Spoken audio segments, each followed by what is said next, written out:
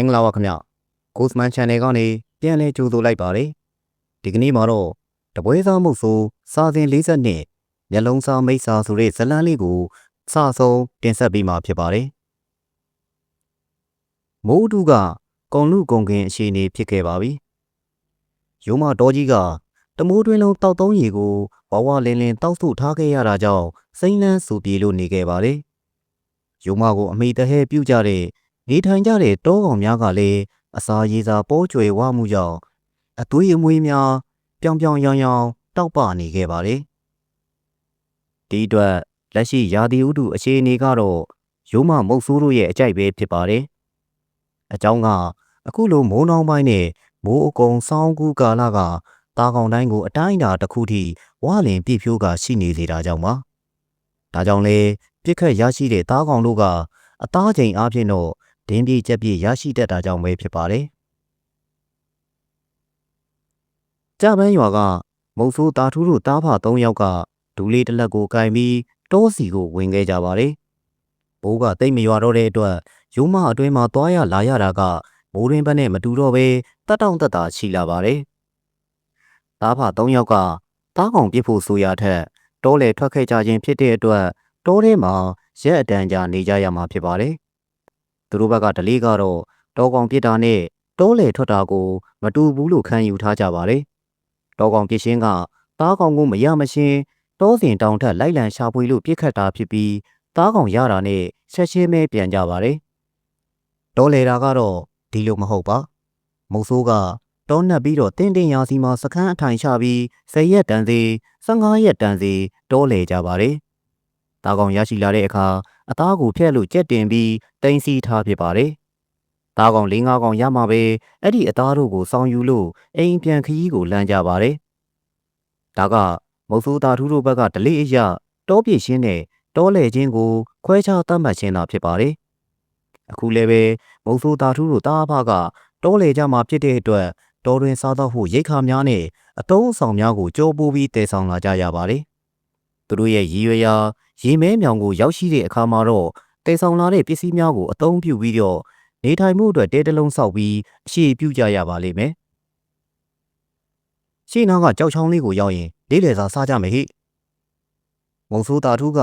အရှိကနေလှမ်းသွားနေရကအနောက်ပါကလိုက်ပါလာသူတား2ယောက်ကိုပြောလိုက်ပါတယ်။သူတို့ကဒီခရီးအတွက်ကို3ရက်ကြာကြိုတင်ပြင်ဆင်ခဲ့ကြရပြီးဒီကနေ့မနက်မှာတော့မနက်အစောဝေလီဝေလင်းကလေးကထမင်းချမ်းကိုသာစားခဲ့ကြပြီးနေ့လယ်စာအတွက်ကိုထမင်းထုံများထုတ်လာခဲ့ကြပါတယ်။အခုတော့အချိန်ကစွန်းစားချိန်ကရှိပြီဖြစ်ပါတယ်။ဒါကြောင့်လဲမုတ်ဆိုးတာထူးကအရှိကနေထမင်းစားနားမဲ့အကြောင်းကိုတားဖြစ်သူတို့ကိုစော်ဩခြင်းဖြစ်ပါတယ်။ကြောက်ချောင်းကလေးစီကိုရောက်တဲ့အခါမှာတော့အထုပ်ပိုးများကိုချကြပြီးကြည်လင်နေတဲ့ရေကိုတဝကြီးတောက်ကြပါတယ်။ပြီးတဲ့အခါမှာတော့ထမင်းတုံများကိုဖြီးလို့ထမင်းစားကြပါတယ်။ဟင်းကတော့တရက်သီးကြောက်ကိုငချောင်းနဲ့ဆက်ဆက်ကြောခဲ့ခြင်းဖြစ်ပါတယ်။ပုံစိုးများဖြစ်ပေမဲ့လေအသားဟင်းလျားဆိုတာကဝေကြီးရဖို့အတွက်ရောင်းချရတာဖြစ်တဲ့အတွက်ကိုဝမ်းကြီးကိုတော့တင်းတင်းရာနဲ့ပဲဖြည့်ရှင်းကြရပါတယ်။ပုံစိုးတာထူးတို့ရှိနေရတဲ့မျက်နှာချင်းဆိုင်ဘက်ကန်းနဖူးစီမှာတောငပြောပင်များပေါက်ရောက်နေပါတယ်။ငပြောခိုင်များကလည်းအများပြားရှိနေပြီးတချို့ကမှဲ့ဝင်းလို့နေပါတယ်။ထမင်းစားပြီးရင်တော့ငပြောဘူး3-4ဘူးသွားရှိုးကြကြီးကွာ။ထမင်းစားရင်မုတ်ဆိုးတာထူးကတား2ယောက်ကိုစီခိုင်းလိုက်ပါတယ်။ငပြောသီးတွေကမှဲ့နေတာဆိုတော့ရှင်းတွေတော့ရှိမယ်ထင်တယ်အဘရ။ကျုပ်တို့တအောင်တော့ပြစ်ကြည့်ခြင်းနဲ့ဗျာ။ရတော့လဲဟင်းစားပေါ့ကွာပြစ်။တောင်ငပြောသီးတို့ကမှဲ့ဝင်းနေပြီမဲ့လေအတွင်းသားကအစိများသာပြေးနေတဲ့အတွက်လူစားလို့ကအဆင်မပြေပါ။ဒါကြောင့်ရှင်းလိုငှက်လိုတောကောင်များကဒီတောငပြောသီးများကိုမမတ်မမောပဲစားတော့ကြပါတယ်။ဒီလိုငပြောတော်စီမှာရှင်းများရှိနေကြောင်းကိုပုတ်ဆိုးတာထူးတို့တားဖကသိကြပါတယ်။ရှင်းများကလူတန်ကြားတဲ့အတွက်ပုံနေကြခြင်းသာဖြစ်ပါတယ်။ထမင်းစားတော့ပြီးတဲ့အခါမှာတော့ထုတ်ပိုးလာတဲ့ဖက်များကိုစုစည်းပြီးတောင်ပြင်မှာမြေမြုပ်လို့ဖုံးကွယ်လိုက်ကြတယ်။ထမင်းနဲ့ဟင်းနှံကိုရရှိတဲ့အခါမှာတားကောင်များကလူရဲ့အငွေ့အသက်ရှိကြောင်းကိုသိပြီးအဲ့ဒီနေရာကနေခက်ဝေးဝေးကိုခြောင်သွားတတ်ကြပါတယ်။တား2ယောက်ကလေးကွာ1ယောက်တက်လက်ကင်ပြီးတော့တစ်ဖက်ကန်းကငပြောတော်စီကိုကူးသွားတဲ့အခါမှာတော့မုတ်ဆိုးတာထူးကသူ့လွယ်အိတ်စီကကွန်းချမ်းထုတ်ကိုထုတ်လို့တရားရာပြီးမြုပ်နေလိုက်ပါတယ် ဟိုနေရာမညက်ခင်မှာပဲငပြောတော်စီကလေးခွပစ်တန်တဖြောဖြောကိုကြားလိုက်ရပါတယ်။မကြားလိုက်ပါဘူး။သားနှစ်ယောက်ပြန်လာတဲ့အခါမှာတော့အကြီးကောင်ရဲ့လက်ထဲမှာအကောင်ထွားထွားရှင့်3 4 5ကောင်ပါခဲ့ပြီးအငယ်ကောင်ရဲ့လက်ထဲမှာတော့ငပြောဘူးများပါလာခဲ့ပါတယ်။ဒီညအတွက်ကတော့ဟင်းစားရခဲ့ပြီဖြစ်ပါတယ်။အေးထုငပြောဘူးတွေကိုမျှထည့်လိုက်ကွာ။မုတ်ဆိုးတာထုကသားငယ်ကိုစိတ်ခိုင်းလိုက်ခြင်းဖြစ်ပါတယ်။အကြီးကောင်လှထူးကတော့ငပြောချော်ကိုစုပ်ပြီးရှင့်တွေကိုအမီးတွေပူးလို့ရှိနေပါတယ်။ဒါမှပဲလေးခွချက်ကြောင့်ဘူးဝေယုံဘူးဝေပြီးမသေးတဲ့ရှင့်တွေကထွက်မပြေးနိုင်ပဲရှိပါလိမ့်မယ်။နေကတော့ဦးကောင်းပေါ်တက်တဲ့စီကိုရောက်ရှိလာပါပြီ။ရေရွာဖြစ်တဲ့ရေမဲမြောင်စီကိုရောက်ရှိဖို့ဂျားစီမှာတောင်နှလုံးကိုကြော်ရပါအောင်မယ်။ဟိုရောက်တဲ့အခါမှာတော့တဲထူရမယ့်ကိစ္စတွေကလည်းရှိနေသေးတဲ့အတွက်ညနေမစောင်းမီကိုအရောက်သွားနိုင်မှပဲတော်ရကြပါလိမ့်မယ်။တားဖ3 ယောက်ကကိုစီကုံကအထုပ်ပိုးများကိုလွယ်ပိုးလိုက်ကြတယ်။သွားကြမယ်ဟိ။မုတ်ဆိုးတာထုကစော်ဩပြီးနောက်မှာတော့အရှိခရီးကိုဆက်ကြပါတယ်။လာတဲ့နှုံးကအတိုင်းပဲအဖေဖြစ်သူကဒူးလေးနဲ့အရှိကနေသွားခဲ့ပြီးတားငယ်အေးထုကအလဲတားကြီးလှထူးကအနောက်ဆုံးကပိတ်လိုက်ပါတယ်။ခြေတော်များကရိုးမနဲ့အမြဲတစေထိတွေ့နေတဲ့ခြေတော်များဖြစ်တာကြောင့်တက်တောင့်တက်တာမရှိတဲ့တော်တွင်ခရီးကတော့သူတို့အတွက်မှာစာဖွဲဖို့မလိုခဲ့ပါခရီးကိုမနာတမ်းဆက်ကြတဲ့အတွက်ခံမှန်းထားတဲ့အတိုင်းမှာပဲနေမဆောင်ခင်မှာတော့ရီမန်းရာရေမဲမြောင်စီကိုရောက်ရှိခဲ့ကြပါတယ်။မုတ်ဆိုးသားတို့ကမြောင်ရဲ့အခြေအနေကိုစူးစမ်းရင်းအခြေပြုရမယ့်နေရာကိုရွေးချယ်လိုက်တယ်။မြောင်ရဲ့အနောက်ဘက်ခြမ်းခက်ပြပြရှိနေတဲ့ကုန်းဆောင်နေရာမှာအခြေပြုဖို့အတွက်ရွေးချယ်ပါတယ်။အဲဒီလိုရွေးချယ်ရတာကအကြောင်းရှိပါတယ်။တကယ်လို့ရောင်ထဲမှာအခြေပြုတဲ့အခါမှာတားကောင်များရောက်ရှိလာမှုကိုအဟန့်တားဖြစ်စေတတ်ပါတယ်။တားရဲကောင်များရောက်လာတဲ့အခါမှာလည်းအန္တရာယ်ရှိနိုင်ပါတယ်။အပေါ်ဘက်ကကုန်းထိပ်မှာအခြေပြုပါကလည်းရေနဲ့အလွန်ဝေးကွာနိုင်ပါတယ်။အတက်အဆင်းကိုအမြဲပြုနေရလိမ့်မယ်။ဒါကြောင့်ဂျားခုလက်အတက်အဆင်းပြည်တဲ့နေရာမှာအခြေပြုဖို့သတ်မှတ်ခြင်းဖြစ်ပါတယ်။နေရာသတ်မှတ်ပြီးတာနဲ့မုတ်ဆိုးသားထူးကအထုပ်အပိုးများကိုချပြီးတော့တားနှစ်ယောက်နဲ့အတူနေရာကိုရှင်းလင်းပါတယ်။အဲဒီနောက်မှာတော့တစ်ဖက်ကျောကိုကူးလို့လိုအပ်တဲ့မျိုးတိုင်ငယ်တွေကိုခုတ်ယူကြတယ်။တေဆောင်ကြတယ်ချက်ချင်းပဲစောက်လုပ်ကြပါတယ်။စောက်လုံးနေချိန်အငယ်ကောင်အေးထူးကထမင်းချက်ရင်းရှင့်များကိုကင်တွယ်နေပါတယ်။အဲဒီနောက်မှာဆက်ပြုတ်တယ်ရှင့်သားကအခောက်ထူးတဲ့အတွက်2 ရေ 3 ရေထည့်ရှက်ရပါတယ်။ဥတုကာလကမိုးကာလကုန်ခဲ့ပြီဆိုပေမဲ့လည်းမိုးကတစ်ချက်ထရွာတတ်ပါသေးတယ်။ဒါကြောင့်လေအမိုးကိုကာကီယောင်စစ်သုံးမိုးကကြီးနဲ့မိုးအုပ်ကြပါတယ်။အပေါ်ဘက်မှာတစ်ခိုင်းများနဲ့ရှုံတဒံပုံဖြတ်ဖုံးကွယ်ကြတယ်။သားအဖ3 ယောက်တက်ညီလက်ညီရှိလာတဲ့အတွက်နေမဝင်ခင်မှာတော့နေထိုင်ရာတဲကလည်းပြီးစီးခဲ့ပြီးဖြစ်ပြီးထမင်းဟင်းများလည်းကျက်ခဲ့ပါပြီ။ရေထွက်စီကိုသွားလို့ရေရှိုးကြပါတယ်။အဲဒီနောက်တော့မမောင်ခင်မှာပဲထမင်းစားကြပြီးတော့မောင်ကြီးလာတာနဲ့အိယာစီကိုကိုစီကိုငါဝင်ခဲ့ကြပါတော့တယ်။မနက်ဖြန်မနက်မှာတော့အစောထပြီးတော့သားကောင်ထောင်ဖို့အတွက်ထောင်ချောက်များကိုလောက်ကြရပါအောင်မယ်။ညကမောင်ကြီးနေပေမဲ့လေကောင်းကင်မှာတော့တိမ်ကင်းစင်ပြီးကြယ်များစုံနေတဲ့အတွက်အလင်းရောင်ခက်ပြက်ပြရှိနေခဲ့တယ်။မုတ်ဆိုးသားထူးတို့သားအဖကသူတို့အခြေပြုထားရတဲအတွင်းမှာအိမ်မောကြရင်ရှိနေခဲ့ကြပါတယ်။ညပန်းခိုင်ွယ်လေးစင်ရေရှိုးလူသူဝေးရာတောရိပ်မြိုင်ရှိကာကြီးမဲမင်းရိတ်နွယ်ခတ်တင်ပတ်ပြိုးရည်စင်ငါခတ်တာငုံပွင့်ဖူးတောစိမ့်တောင်ထက်စိတ်ပဝင်ထူးကတကောင်ရန်ရှိန်ကိုရောက်တဲ့အခါမှာတော့ခဝေးဝေးပတ်စီကပဲ့တင်လှိုင်းထက်နေတဲ့မိမတယောက်ရဲ့ရကုံမြိုင်တရှင်းကြီးတီဆူတန်ကလွမ်းမောပွေရာကောင်းလောက်အောင်ပဲထွက်ပေါ်လာနေပါတယ်။အဲ့ဒီတရှင်းတန်ကြောင့်မုတ်ဆိုးတာထူးတယောက်အိယာကနေစက်ခနဲပဲနိုးလာခဲ့ရတယ်။ဘေးချင်းကပ်ပြီးတော့အိတ်နေခဲ့ကြတဲ့သားနှစ်ယောက်ကလည်းဒီတန်ကြောင့်ပဲနိုးလာခဲ့တယ်။အဘနိုးနေတာလားဗျ။သားငယ်အေးထူးရဲ့မေးမြန်းတန်ကခတ်တူတူပဲထွက်ပေါ်လာပါတယ်။အေးတရှင်းတန်ကိုကြားတယ်မဟုတ်လားဗျ။ကြားတယ်ကွာ။ဘယ်ကလာတဲ့အတန်လည်းမသိဘူးနော်ဗျ။အကြီးကောင်လှထူးကလည်းနိုးနေခဲ့ပြီးတော့စကားဝိုင်းစီကိုလေတံနဲ့ဝင်ရောက်လို့ပြောလာပါတယ်။ဒီအချိန်ကြီးဆိုတော့ကွာအဲ့ဒါကဘာလဲမင်းတို့လည်းတီးတဲ့အတိုင်းပဲပေါ့ကွာဒါတို့ရောက်လာလို့သူတို့ရှိနေကြောင်းကိုတမင်အတန်ပေးတာကွာဟုတ်ကဲ့ဗျအတန်ကတော့မြောက်ဘက်ရှမ်းကပဲမနေ့ကအဲ့ဒီဘက်ကိုသွားကြည့်ရမယ်ကွာ မုံဆိုးတာထုရဲ့ပြောစကားကြောင့်တားနှစ်ယောက်ကအံ့ဩသွားကြရပါတယ်။ဘာဖြစ်လို့တော့ပါရဲ့။ဟုတ်သားအဖရာကြောက်စရာကောင်းတာကြီးကိုဟဲ့ကောင်လေးမုံဆိုးလုံးမယ်ဆိုရင်ကြောက်စိတ်ကိုအရင်ဖယ်ထားရတယ်ကွာ။ငါမင်းတို့ကိုအခုကလေးကတသက်တာမှတ်သားထားဖို့ပြောပြမယ်။တောတောင်ဆိုတာကမာယာများတယ်ကွာ။ဒီလိုအဖြစ်တွေရှိလာခဲ့ရင်ဘာကြောင့်ဆိုတာကိုအရင်ဆုံးစဉ်းစားရမယ်။တချို့ကြအဲ့ဒီဘက်ကိုမလာစေခြင်းလို့တချို့ကြတော့တတ်လှန့်ခြင်းလို့လုပ်တာ။အိုးဘလို့ဖြစ်ကွာများသောအားဖြင့်တော့အဲ့ဒီလိုနေရာတွေမှာတားကောင်တွေကပိုပြီးတော့ရှိတတ်ကြတယ်ကွာ။ဟုတ်ပါမလားဗျာ။ဟာဒီခွေးမသားလေးတွေရောငါအတွေ့အကြုံရပြောပြနေတာကွာ။ဖရီတဲ့တားတလကြီးကအကွန့်တက်နေတဲ့အကြီးကောင်လှထူးတယောက်ဖခင်ဖြစ်သူစီကအစဲကိုခံလိုက်ရပါတယ်။ငယ်ကောင်အေးထူးကတော့ဒီအဖြစ်အပျက်အတွက်ကိုကြိတ်လို့ရီမောပါတယ်။တရှင်းတန်ကတော့ဆက်လက်ထွက်ပေါ်နေသေးပါ။ကဲပြန်အိတ်ကြတော့ကွာ။တရှင်းတန်ကိုတော့ချော့သိမ့်နေတယ်လို့သာမှတ်ထားကြ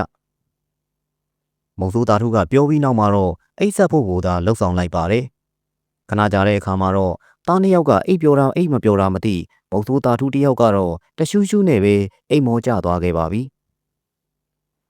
ဦးထောင်းတန်ဖွင့်ညနေစည်းစာတီတီချိုကနေညိုကြီးဟစ်ကြွေးစမ်းရည်ဖြော့ဖြော့နဲ့နွဲ့နွဲ့နောင်းနောင်းတရှင်းတန်ကဆက်လက်ပြီးထွက်ပေါ်နေသေးပါအေးထူးနဲ့လှထူးတို့ညီကိုကတော့တရှင်းတန်ကိုနားဆွင့်ရင်းနဲ့တော်တော်နဲ့အိမ်မပြောနိုင်ခဲ့ကြပါဘူးမနက်ခင်းမိုးလင်းခဲ့ပါပြီမုံဆိုးသားထူးကလှထူးကိုတဲမှာထမင်းရှက်ဖို့ထားရစ်ပြီးတော့သူနဲ့အေးထူးကတော့ဒူးလေးကိုကိုင်းလို့ညတုန်းကတရှင်းတန်ကြားရတဲ့မြောက်ဘက်တော်ဘက်ကိုထွက်လာခဲ့ကြပါတယ်။ခြုံရွယ်တို့ကိုတိုးကသွားရင်းနဲ့ကြီးတကောင်ဖြတ်ပြေးလာတဲ့အတွက်လက်မြန်နဲ့မုံဆိုးသားထူးကညှို့တင်ပြီးသားဒူးလေးနဲ့လက်ရက်တစ်ပြက်ပဲပြစ်ခတ်လိုက်ပါတယ်။ဒူးလေးစီကဒေါင်းဆိုတဲ့ညှို့ရိုက်တန်အဆုံးမှာတော့မြားတန်ကလည်းဖြတ်ပြေးတဲ့ကြီးကောင်ကိုထိမှန်ပါတယ်။အချိန်ပါတဲ့အတွက်ကြီးကောင်ကထွေကနေဖြစ်ပြီးလွင့်စင်လို့နဘေးဘက်ကဇောင်းတိုင်းပဲလိမ့်ကျသွားခဲ့ပါတယ်။ချက်ကောင်းကိုမှန်တယ်လို့ယူဆမိပါတယ်။စိတ်လူးများပေမှုကြီးကောင်ကတော့အသက်ရှည်ကြနေနိုင်မယ်မထင်ပါ။မုံဆိုးသားထူးတို့တားအဖကကြီးကြွားတဲ့နေရာစီကိုဆင်းလို့ကောက်ကြပါတယ်။ကြီးကောင်ကခြုံတစ်ခုပေါ်မှာတင်နေပြီးအသက်ငင်လို့ရုန်းကန်နေပါတယ်။ငါသားရော့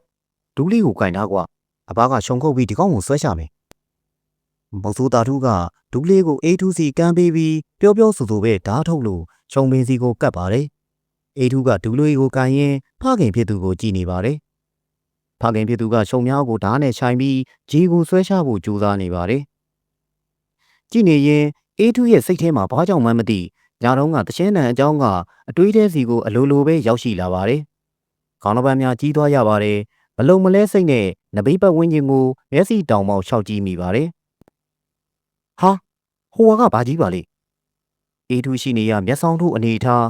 အနှဲငယ်လမ်းရရှုံးမင်းအုပ်အောက်စီမှာမျက်လုံးနဲ့တူတဲ့အရာကြီးတစ်ခု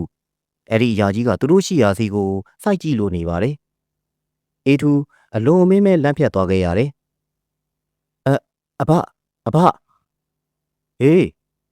ဟိုမှာဘာကြီးလဲမသိဘူးဗျကျုပ်တို့ကိုကြည့်နေတယ်ဘယ်မှာလဲဟာ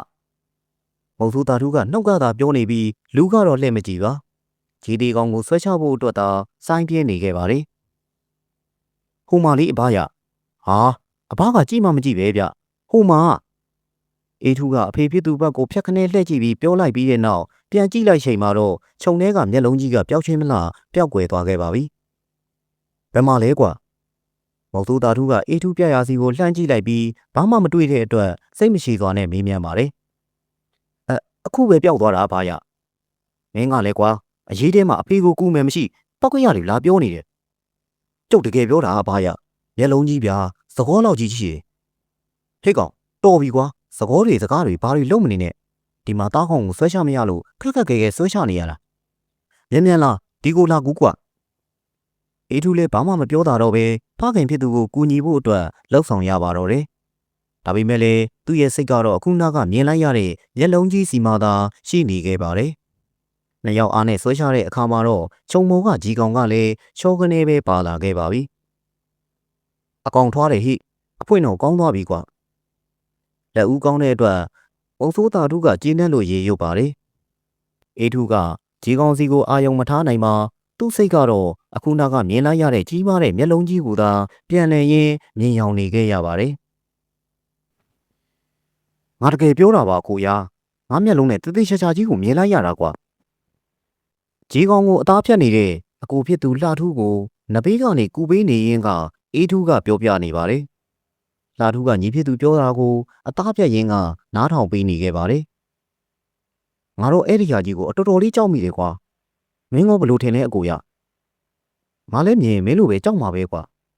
ဒါဆိုငါပြောတာကိုမင်းကယုံတယ်ဗောဟုတ်လားအကိုယုံတာပေါ့ကွာငါလည်းအဲ့ဒီလိုမျိုးကြုံဘူးလေကွာငါလိုပဲမျက်လုံးကြီးတွေ့တာလားလှထူးကခေါင်းကိုခါရမ်းလိုက်ပါတယ်မဟုတ်ဘူးကွာဒါဖြင့်မင်းကဘာတွေ့ကြတော့မီးလုံးကြီးကွာဟာဟုတ်တာအေးထူးတယောက်အတွေးနဲ့တင်မဲ့တုံရီလို့သွားရပါတယ်အဲ့ဒီတော့ကငါနဲ့အဖနဲ့မြောက်ပြင်ဘက်ထဲကိုအလုတ်သွားရင်းနဲ့ပိတ်ရက်မှာတောလေကြတာကွာလှထူးကသူမီးလုံးကြီးနဲ့ကြုံခဲ့ရပုံကိုပြန်လဲပြောပြရင်းအတိတ်ကအဖြစ်တွေကိုပြန်လဲလို့မြင်အောင်လာမိပါတယ်အဲ့ဒီတုန်းကသူတို့သားအဖကလက်သမားအဖွဲ့နဲ့အိုအိမ်များကိုလိုက်ဆောက်ကြရင်းမြောက်ပြင်ရွာဘက်ကိုရောက်ရှိခဲ့ကြပါတယ်အဲ့ဒီတုန်းကကွာကြားပါကြီးဂိုင်းဝန်တန်ကြားလို့ငါနဲ့အဖနဲ့ထွက်ကြည့်ကြတာဂိုင်းမာကကြောင်နှသားကြီးကိုမိနေတယ်ကွာဘယ်ချိန်လောက်ကြီးလဲအေးထူးကစကားဖြတ်လို့သူတိလိုတာကိုမေးမြန်းလိုက်ပါတယ်တက်ကြီးကောင်းကြချိန်လောက်ကွာအဖကဂိုင်းကိုဖြုတ်နေတော့ငါကတောကြီးတောင်ကြီးနဲ့ငါတို့အနောက်ဘက်ရှမ်းခြုံထဲကနေရုတ်တရက်ဝုန်းဖူပြီးမီးလုံးကြီးထွက်လာတာကွာဟာကြောက်စရာကြီးပါလားကွာအေးဆိုကွာငါဆိုရင်လေလန့်လုံးတို့ဂိုင်းဖြုတ်နေတဲ့အဘကိုပြေးပြီးဖတ်လိုက်တာအဘကလည်းလန့်ပြတ်ပြီးထားခုံပါရောတားဖားနှစ်ယောက်ကွာရုံရင်ဆန်ကပ်ဖြစ်နေတော့မီးလုံးကြီးကအပေါ်ကိုပြန်တက်လာပြီး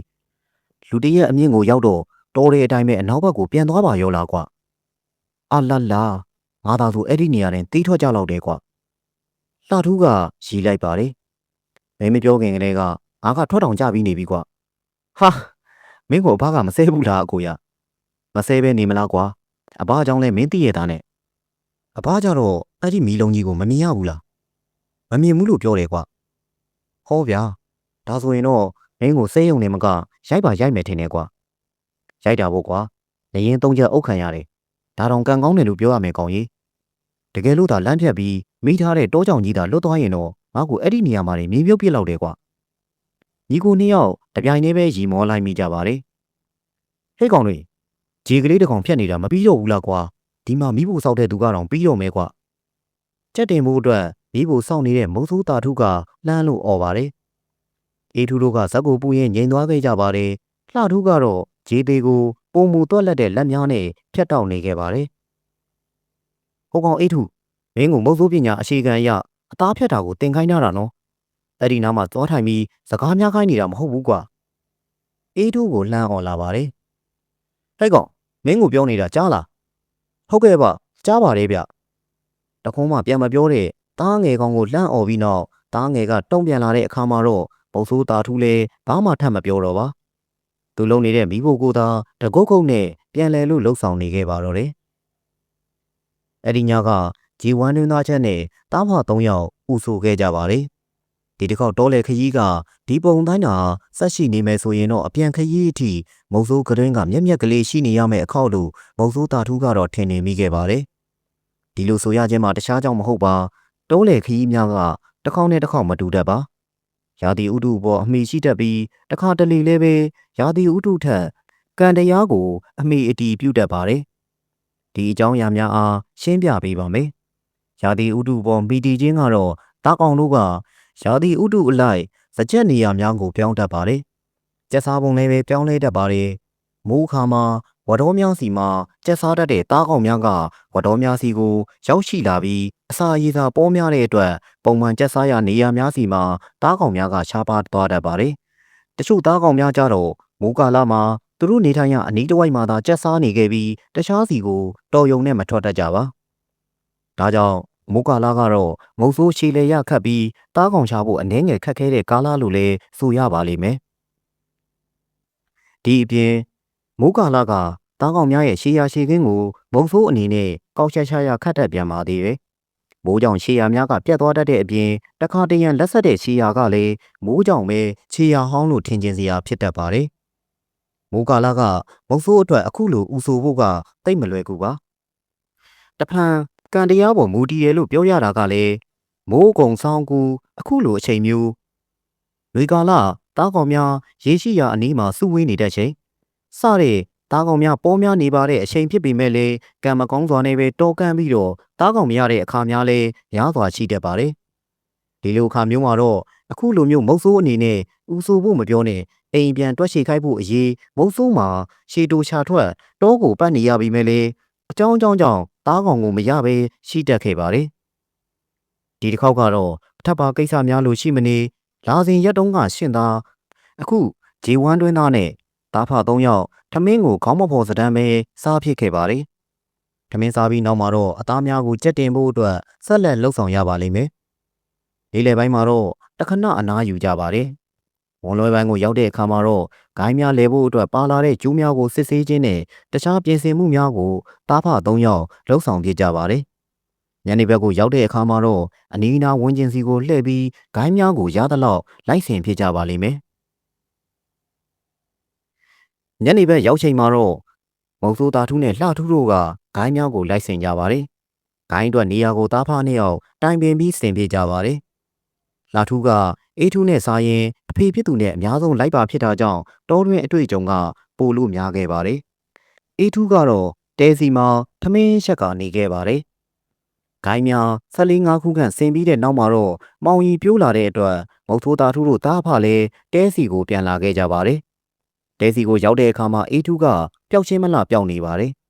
ထမင်းဦးကကြက်နေပြီးဟင်းများကတဲလက်စာကြီးဖြစ်နေတယ်ဂျိုးများလည်းတူးလို့နေပါတယ်အစာပိုင်းမှာတော့မုတ်ဆိုးသားထူးတို့ကအေးထူးကိုရေသွားခတ်တယ်လို့ထင်မိပြီးတအောင်တမစောင့်ကြည့်ကြပါတယ်အတန်ကြာခဲ့ပြီးပြန်ရောက်မလာတဲ့အခါမှာတော့ရေထွက်ဆန်းစီကိုစင်းလို့ရှာကြသလိုစကန်းဝန်းကျင်စီကိုလည်းလိုက်လံရှာဖွေကြပါတော့တယ်ဘယ်မှမတွေ့ပါဒီလိုနဲ့ဆက်လက်ရှာဖွေရင်းနဲ့မိုးကလည်းစုံစုံရှုပ်လာခဲ့ပါတယ်မောင်သွားတဲ့အထိအေးထူးကတော့ပြန်မလာခဲ့ပါမုံဆိုးတာထူးတို့လည်းအေးထူးအတွက်အလွန်ပဲစိတ်ပူကြရပါပြီလက်ရှိရောက်နေတဲ့ရေမဲမြောင်တဲ့တဝန်းကိုလိုက်လံရှာဖွေခဲ့ပြီးပေမဲ့လည်းအေးထူးကိုအစအနာတော့မတွေ့ပါတဲစီကိုပြန်လာခဲ့ကြပြီးတောကောင်ကြီးများရဲ့ရှေးရာရှေးခင်းကိုပတ်လို့ရှာဖွေကြည့်ပြန်ပါတယ်တကယ်လို့သာရှေးရာရှေးခင်းတွေ့ပါကအေးထူးကိုသားကောင်ကြီးဆွဲသွားခြင်းဖြစ်ကြောင်းကောက်ချက်ချနိုင်ပါလိမ့်မယ်တဲနီဝန်းကျင်စီမှာတောကောင်ကြီးရဲ့ရှေးရာများမရှိပါအရာရာကပုံမှန်အတိုင်းသာရှေးရာလက်ရာမပြတ်ပုံဟန်မပြတ်ပဲရှိနေခဲ့ပါတယ်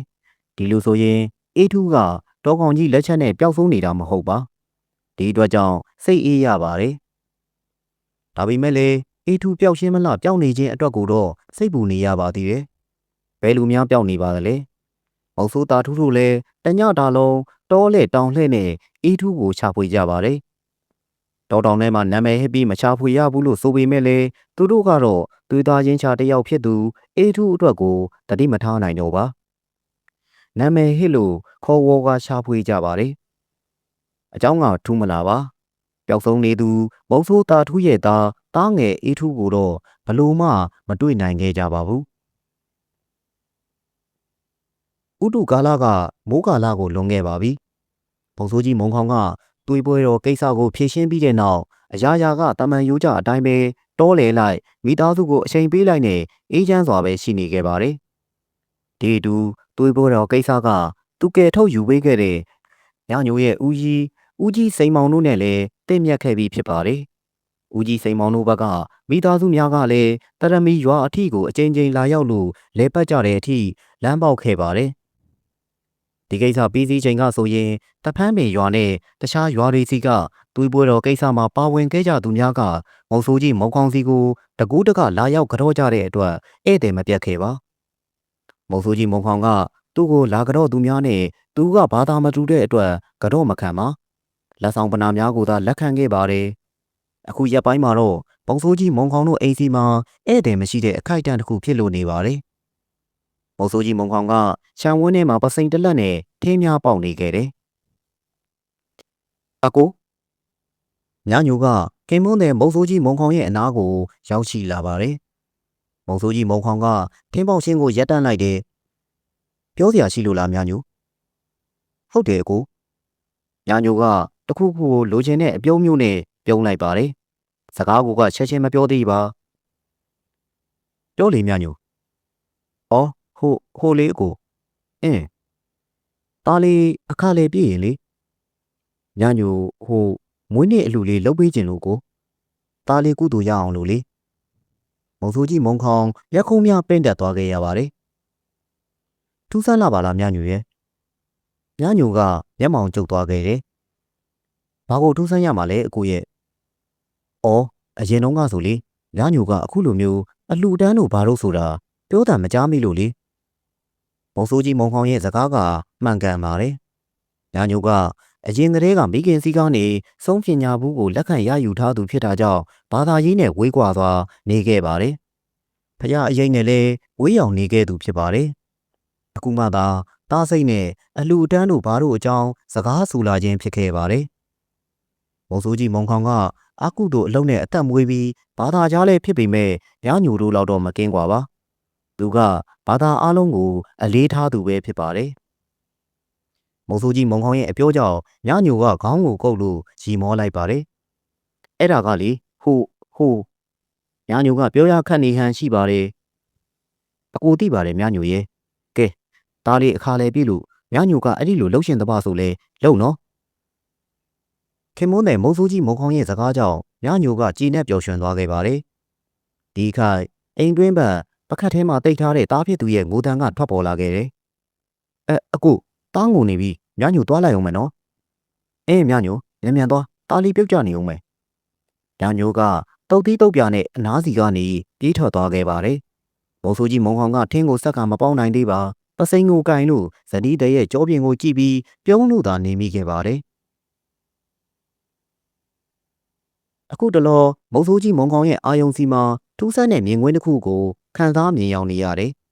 ဒီမြင်ကွင်းကအိမ်မက်မဟုတ်အလုံများလုံးနေရင်ကရုတ်တရက်ထထပြီးမြင်နေရခြင်းဖြစ်ပါတယ်။မြင်ကွင်းစီကအရာများကထူးဆန်းပါတယ်။သူ့ဘဝမှာတစ်ကြိမ်တစ်ခါမှမမြင်ဘူးခဲ့တဲ့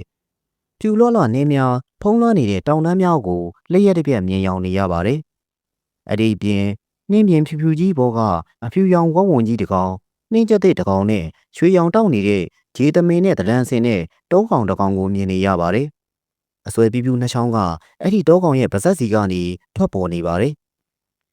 ဒီမြင်ကွင်းများအာယုံစီကိုစတင်ထင်ဟပ်လာတဲ့အခိုက်များကတိတ်ပြီးကိစ္စမရှိပေပဲလေနောက်ပိုင်းမှာတော့အဲ့ဒီမြင်ကွင်းများကိုမြင်အောင်လာချိန်မှာမုတ်ဆိုးကြီးမုံခေါင်ကပတ်ဝန်းကျင်ကအရာများကိုမမြင်နိုင်တော့တဲ့အထိပဲရှိခဲ့ရပါတယ်အခုလည်းပဲတနက်ရဲ့ပြစ်ကွင်းတဲ့စီမှာတားကောင်ကိုတေးသေးရှာရှာချိန်ရွယ်ထားခဲ့ပြီးပြစ်တော့မဲ့စဲစဲဒီမြင်ကွင်းများကရုတ်တရက်မြင်အောင်လာပါတယ်ဒါကြောင့်မုတ်ဆိုးကြီးမုံခေါင်ခမတနက်မောင်းခလုတ်ကိုမဆွဲနိုင်ခဲ့ပါအိုင်တူတူကြီးဖြစ်ပြီးစိတ်ကအာယုံစီမှမြင်နေရတဲ့အရာများစီကိုရောက်ရှိသွားခဲ့ရပါတယ်။ရခင်ကအတိုင်းပဲနှင်းဖုံးနေတဲ့တောင်တန်းတွေကိုမြင်အောင်လာရပြန်ပြီးတောကောင်သုံးကောင်ကိုလည်းထပ်မံမြင်ရပြန်ပါတယ်။ဒီချိန်မှာပိုလို့ထူးဆန်းတာကတော့နှင်းတွေနဲ့ကြောက်သားဆိုင်များကြားရှိနေတဲ့ရွှေရောင်များတစ်ဖိတ်ဖိတ်လက်နေတဲ့ရေကန်တစ်ခုကိုလည်းမြင်ရပါတယ်။ဒီခိုက်တန်းကအချိန်တစ်ခုထိကြာမြင့်ခဲ့ပါတယ်။ရင်ကွင်းများပျောက်ကွယ်သွားပြီးပတ်ဝန်းကျင်ကိုပြန်လည်တတိထားမိချိန်မှာတော့ပြက်ကွင်းထဲစီကသားကောင်ကရှိမနေတော့ပါသားကောင်ကတူလန်းသူဆက်သွားပြီးပျောက်ကွယ်သွားခဲ့ပြီဖြစ်ပါတယ်ဘယ်ဒီကိုထွက်သွားတယ်မှမသိတဲ့အတွက်ဘယ်လိုလိုက်ရမယ်မသိပါရှီယာကောက်ပြီးလိုက်ဖို့ရာကလည်းသားကောင်ကကြိုးတင်မြင်ပြီးထွက်ပြေးနိုင်တဲ့အပြင်သူကိုယ်တိုင်ကလည်းစိတ်မပါခဲ့တော့ပါထူးတော့ထူးဆန်းနေပြီငါဒီဟာတွေကိုဘာလို့မြင်နေရတာပါလဲသားကောင်လွတ်သွားတဲ့အတွက်မုတ်ဆိုးကြီးမုံခေါင်ကကြိတ်မနိုင်ခဲမရစွာနဲ့ပဲရေရွတ်လိုက်ပါတယ်။မုတ်ဆိုးကြီးမုံခေါင်ကစိတ်ပြက်ရော့ရဲစွာနဲ့ပဲတနက်ကိုပြန်ရုပ်သိမ်းလိုက်တဲ့အချိန်ရင်ခွင်းများနဲ့ပတ်သက်ပြီးကာလသားမကိုခေါ်လို့မေးသိနေလို့တွေးမိလိုက်ပါတယ်။ကာလသားမမုတ်ဆိုးကြီးမုံခေါင်ကနှုတ်ကနေအတန်ထွက်လို့ကာလသားမကိုခေါ်ငင်လိုက်ပါတယ်။ချက်ချင်းဆိုသလိုပဲပတ်ဝန်းကျင်စီမှာလေပြင်းများတိုက်ခတ်လာခဲ့ပြီးတစ်ပင်များရိမ့်ထိုးလာပါတယ်။ဒါကကာလသားမတယောက်ရောက်ရှိလာခြင်းသာဖြစ်ပါတယ်။မကြလိုက်ပါဘူး။မုံဆိုးကြီးမုံခေါင်ရဲ့အရှိတ်လေထုထဲစီကနေရေပေါ်လိုအရာတစ်ခုဖြစ်ပေါ်လာခဲ့ပြီးကာလသားမကအထဲစီကနေခုန်ထွက်လာပါတယ်။တွေးပွဲတော်ကိစ္စပြီးကလေးကမမြင်ရတာကြာပြီဖြစ်တဲ့ကာလသားမကိုအခုမှမြင်ရခြင်းမုံဆိုးကြီးမုံခေါင်တယောက်မျက်လုံးများပြူးသွားခဲ့ရပါတယ်။ကာလသားမကအလွန်အမင်းဝါဖိုင်နေပြီးအသက်ရှိနေတဲ့ဘူးတီလုံးမဲမဲကြီးနဲ့တူလို့နေပါတယ်။ဟဲ့ကာလသားမနေဘလူကြီးဖြစ်လာတာလေ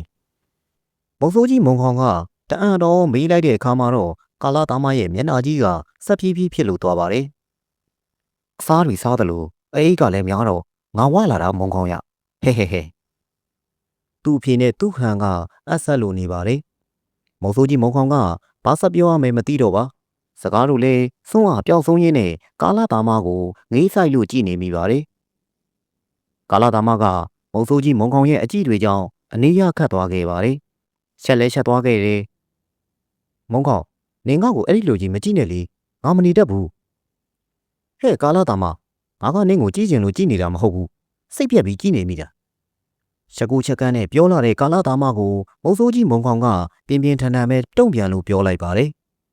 မုံဆိုးကြီးမုံခေါင်ရဲ့စကားကြောင့်ကာလာသားမကမချစ်မရဲဖြစ်သွားရတယ်နင်ကိုနေလည်းပြန်ကြည့်စမ်းမအောင်ကာလာသားမရဲ့အမြင်ရတကယ်ဆိုးတယ်ကြည့်စမ်းခြေပါတယ်ဆိုတဲ့နေရွက်တွေကလည်းဝုံနေရွက်လိုပဲတိုးနေပြီပုံစံကလည်းမဲမဲလုံးလုံးကြီးနဲ့ငါနင့်ကိုတနက်နဲ့ပြည့်ရှင်လာပြီ။အိုးမုံခေါင်ရဲ့ငါ့ကိုတော့တနက်နဲ့မပြည့်ပါနဲ့လား။ပြည့်တော့ကောနင်ကဘာဖြစ်မှာမို့လို့လဲ။တခြားသူပြည့်ရင်တော့ဘာမှမဖြစ်ဘူးပေါ့။ဒါပေမဲ့နင်ကငါရဲ့သခင်နင်ပြည့်ရင်တော့ငါပျက်စီးသွားတာမျိုးဖြစ်နိုင်တယ်။ဟေးတကယ်ပဲအဲ့ဒီလိုဖြစ်နိုင်တာလား။မုံစုကြီးမုံခေါင်ကရက်ခုံးမြောက်ပိမ့်တက်သွားပြီးကာလာတာမကိုပြန်လဲလို့မေးမြန်းလိုက်ပါတယ်။ပြည့်နိုင်လို့ပြောတာပေါ့မုံခေါင်ရဲ့။မယုံဘူးငါပြည့်မယ်။ငါအမေရနင်အစွမ်းသုံးခွင့်မရှိဘူး။ဘိုးဆိုးကြီးမုံခေါင်ကအမိန့်တန်နဲ့ပြောပြီးနောက်မှာတော့ကာလာသားမစီကိုတနက်နဲ့ထိုးချိန်လိုက်ပါတယ်။ကာလာသားမတယောက်အလုံးမဲ့လမ်းဖြတ်သွားခဲ့ရတယ်။တခင်ဖြစ်သူကစီရင်ပါကသူပြက်စီးပြောက်ွယ်သွားနိုင်တာကအမှန်ပဲဖြစ်ပါတယ်။မလုပ်ပါနဲ့။ဘိုးဆိုးကြီးမုံခေါင်ကတနက်နဲ့ချိန်ထားပြီးတော့မောင်ခလုတ်ကိုကွေးတော့မဲ့ဟန်ပြုတ်လိုက်တဲ့အခါမှာတော့ကာလာသားမတယောက်အလန့်တကြားပဲဟစ်အော်လို့အနောက်ကိုလှည့်ပြေးရပါတော့တယ်။ဒါပေမဲ့လေဝါဖိုက်နေတဲ့သူ့ရဲ့ပုံစံကြောင့်ကောင်းကောင်းမွန်မွန်မပြေးနိုင်ခဲ့ပါလှုပ်လီလှုပ်လဲနဲ့ဖြစ်နေခဲ့ပါတယ်မုံဆိုးကြီးမုံခေါင်ကသူ့ရဲ့အစွမ်းတွေကိုအသုံးပြုခွင့်မပေးတဲ့အတွက်အချောင်းနီးလန်းနဲ့ပြေးဖို့ကတော့မဖြစ်နိုင်ခဲ့ပါဒိန်ငယ်နဲ့တနတ်တန်းကထွက်ပေါ်လာခဲ့ပါတယ်ကာလာသားမကပြေးနေရင်းကနေအချစ်စီကိုဟက်လျားထိုးဝဲလဲကျသွားခဲ့ရပါတယ်ကာလာသားမရဲ့အဖြစ်ကြောင့်မုံဆိုးကြီးမုံခေါင်ကရန်ငွေထွက်နေသေးဖြစ်တဲ့တနတ်ကိုပြန်ရုပ်လို့အားရပါရပဲထိုင်ရီပါတော့တယ်ကာလာသားမကမွားခုံကြီးလဲနေကလုံးဝမလုပ်တော့ပါဟဲ့ကာလာသားမတေးချင်းအောင်စောင်းမနေစမ်းနဲ့ထတော့ငါနင်းကိုမပြစ်ဘဲနဲ့မိုးဘော်ကိုထောင်ပြစ်လိုက်တာဟမ်မုံဆိုးကြီးမုံခေါင်ရဲ့စကားအဆုံးမှာတော့ကာလာသားမတယောက်စက်ခနဲ့ဖြစ်သွားရပြီးလှုပ်ရှားလို့ထထိုင်ကသူ့ကိုယ်စီကဒဏ်ရာကိုရှာဖွေပါတယ်ဒဏ်ရာကဘယ်စီမှမရှိပါမုံဆိုးကြီးမုံခေါင်ကကာလာသားမကိုကြည့်လို့ဆက်လက်ရီမောပါတယ်မုံခေါင်နေတကယ်ဆိုးတာပဲငါကတော့ကိုတေးပြီလို့တောင်ထင်သွားရတာနင်းကိုအမြင်ကပ်လို့ငါထမင်းကြည်စားလိုက်တာပဲကာလာသားမကမုံဆိုးကြီးမုံခေါင်ကိုမယုံသင်္ကာဟန်နဲ့ကြည့်ပြီးပြန်ထလာလို့အနားကိုရောက်လာပါတယ်မုံခေါင်နင်းပြောင်းလဲသွားတယ်အရင်ကနင်းဒီလိုမဟုတ်ပါဘူးကာလာသားမကအရင်ကအခုလိုမျိုးစနောက်ကြီးစေပြီးမနေတတ်တဲ့မုံဆိုးကြီးမုံခေါင်ကိုအထူးဆန်းဖြစ်လို့မေးမြန်းပါတယ်နင်းတော်မှဘူးတီးပုတ်ကြီးလိုပဲပြောင်းလဲတာမဟုတ်ဘူးလားကာလာသားမရဲ့ငါလည်းနင်းလိုပဲပြောင်းလဲသွားတာမျိုးပေါ့မုံခေါင်ဒီပုံစံကြီးကိုမကြိုက်ဘူးလားနင်းပုံစံကကြိုက်เสียတစ်စက်မှမရှိဘူးလေကာလာသားမရဲ့ကို့ဘာသာကိုလည်းပြန်ကြည့်စမ်းပါဦးပုံစံကဘူးတီးပုတ်ကြီးလိုဖြစ်နေပါတယ်ဆိုကြကြမှာနွဲ့နွဲ့နှောင်းနှောင်းနဲ့မိမချာကြီးကြနေတာပဲဟမ်ငါကအထီလိုကြီးဖြစ်နေတာလားဝါနေတာတော့ငါသိတယ်လေဟိုမိမချာကြီးလို့ဆိုတာကိုငါမေးတာအော်အဲ့ဒီလိုကြီးဖြစ်နေပါတယ်ဆိုမှပဲကာလာသားမကဘာမှပြန်မပြောတော့ပဲမုံဆိုးကြီးမုံခေါင်ကိုမျက်လုံးလေးပြူးလို့ကြည့်နေခဲ့ပါတယ်နေစမ်းမအောင်ကာလာသားမငါနင်းကိုတခါမှမမေးဘူးလို့မေးပါဦးမယ်နင်းကအထီးလားအမလားကာလာသားမကသူ့ကိုယ်သူနားမလည်နိုင်ဟန်နဲ့ကျူတူကျဲတဲ့သပင်ကောက်ကောက်ကလေးများရှိနေတဲ့သူ့ရဲ့ခေါင်းသူပြန်ကုတ်လိုက်ပါတယ်အဲ့ဒါကြောင့်ငါဘယ်လိုပြောရမလဲနင်းသိတယ်လို့ပဲပြောစမ်းပါအဲ့ဒါကိုငါသိတယ်လို့ပြောရမယ်ဆိုရင်တော့ငါကပုမလို့ခေါ်တဲ့ပူရိတာလည်းမဟုတ်သလိုအိဋ္ဌိယလည်းမဟုတ်ဘူးဒီတော့ဟုတ်လည်းမဟုတ်ဒီလည်းမဟုတ်လို့ပြောရလိမ့်မယ်အဲ့တော့ငါကနင်းတို့လိုမဟုတ်ပဲဂျားတွေကနာပုတကလို့ပြောရလိမ့်မယ်နာပုတကဆိုတာကဘာကြီးတော့မုံဆိုးကြီးမုံခေါင်ကနားမလဲစွာနဲ့ပြန်မေးလိုက်ပါတယ်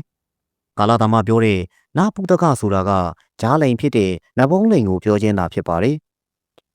နာပုတကဆိုတာကအထီးလည်းမဟုတ်သလိုအမလည်းမဟုတ်ဘူးဆိုတာကိုရှင်းပါလိလို့ပြောလိုက်တာ။အော် မုံဆိုးကြီးမောင်ခေါင်ကအော်ကိုပြုတ်လို့ရိန်တက်သွားခဲ့ပြီးနာပုတကဆိုတဲ့စကားရက်ကိုတွေးတောလို့နေပါတယ်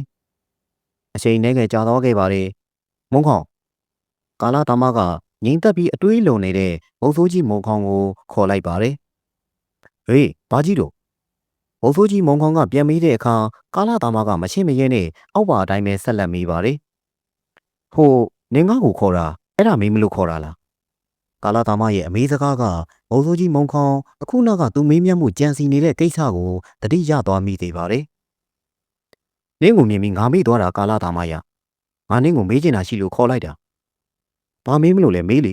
။ငါအခုတလောအာယုံမှာထူးဆန်းတဲ့မြင်ကွင်းတွေကိုမြင်နေရတယ်။ဖြူဖြူပွေးပွေးနှင်းအောင်ကြီးတွေပြီးတော့ကြက်သိတစ်ကောင်ရင်ပုံဝင်ဖြူကြီးတစ်ကောင်ရင်ပြီးတော့ရွှေရောင်ဂျေးသမင်းလို့အကောင်တစ်ကောင်ရင်နောက်ပြီးတော့ရွှေရောင်တောက်နေတဲ့ရေကန်ကြီးရဲ့နင်းမြင်တာတွေကလည်းများလိုက်တာအဲ့ဒီလောက်များနေရင်နင်မပြောရနဲ့တော့ငါနင်းကိုယ်ထဲဝင်ပြီးအာယုံကူးလိုက်မယ်ဟာနင်းရဲ့ဒီခန္ဓာကိုယ်ကြီးနဲ့အမေငါအစွမ်းသုံးခွင့်ရရင်ဘာမှမဖြစ်ဘူးမောင်ခေါင်ရဲ့နင်သာငါ့ကိုအမိန့်ပြန်ပေးလိုက်အေးဟာအေးနင်းကိုအစွမ်းပြန်သုံးခွင့်ပေးလိုက်ပြီမောင်ဆိုးကြီးမောင်ခေါင်ရဲ့စကားအဆုံးကာလာတာမကနေရာကနေဖြတ်ခနေပဲပျောက်ကွယ်သွားခဲ့ပါတယ်ချိန်တခဏကြာသွားခဲ့ပါတယ်အဲ့ဒီနောက်မှာကာလာတာမကငကိုနေရာစီမှာပြန်လဲလို့ထွက်ပေါ်လာပါတယ်။နင်မြင်ခဲ့လားကာလာတာမမုံဆိုးကြီးမုံခေါင်ကစိတ်အားထက်သန်စွာနဲ့ပဲမေးလိုက်ပါတယ်။ကာလာတာမက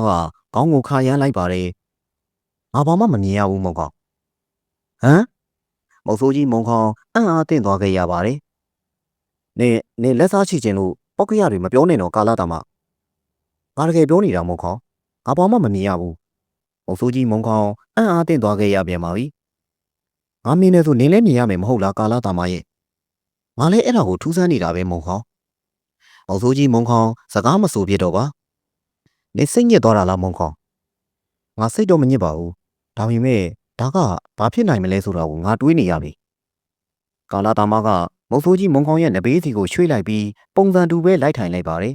။ဘာလို့တာလဲကာလာတာမ။နင်းနဲ့ပုံစံတူအောင်ထိုင်တာလေ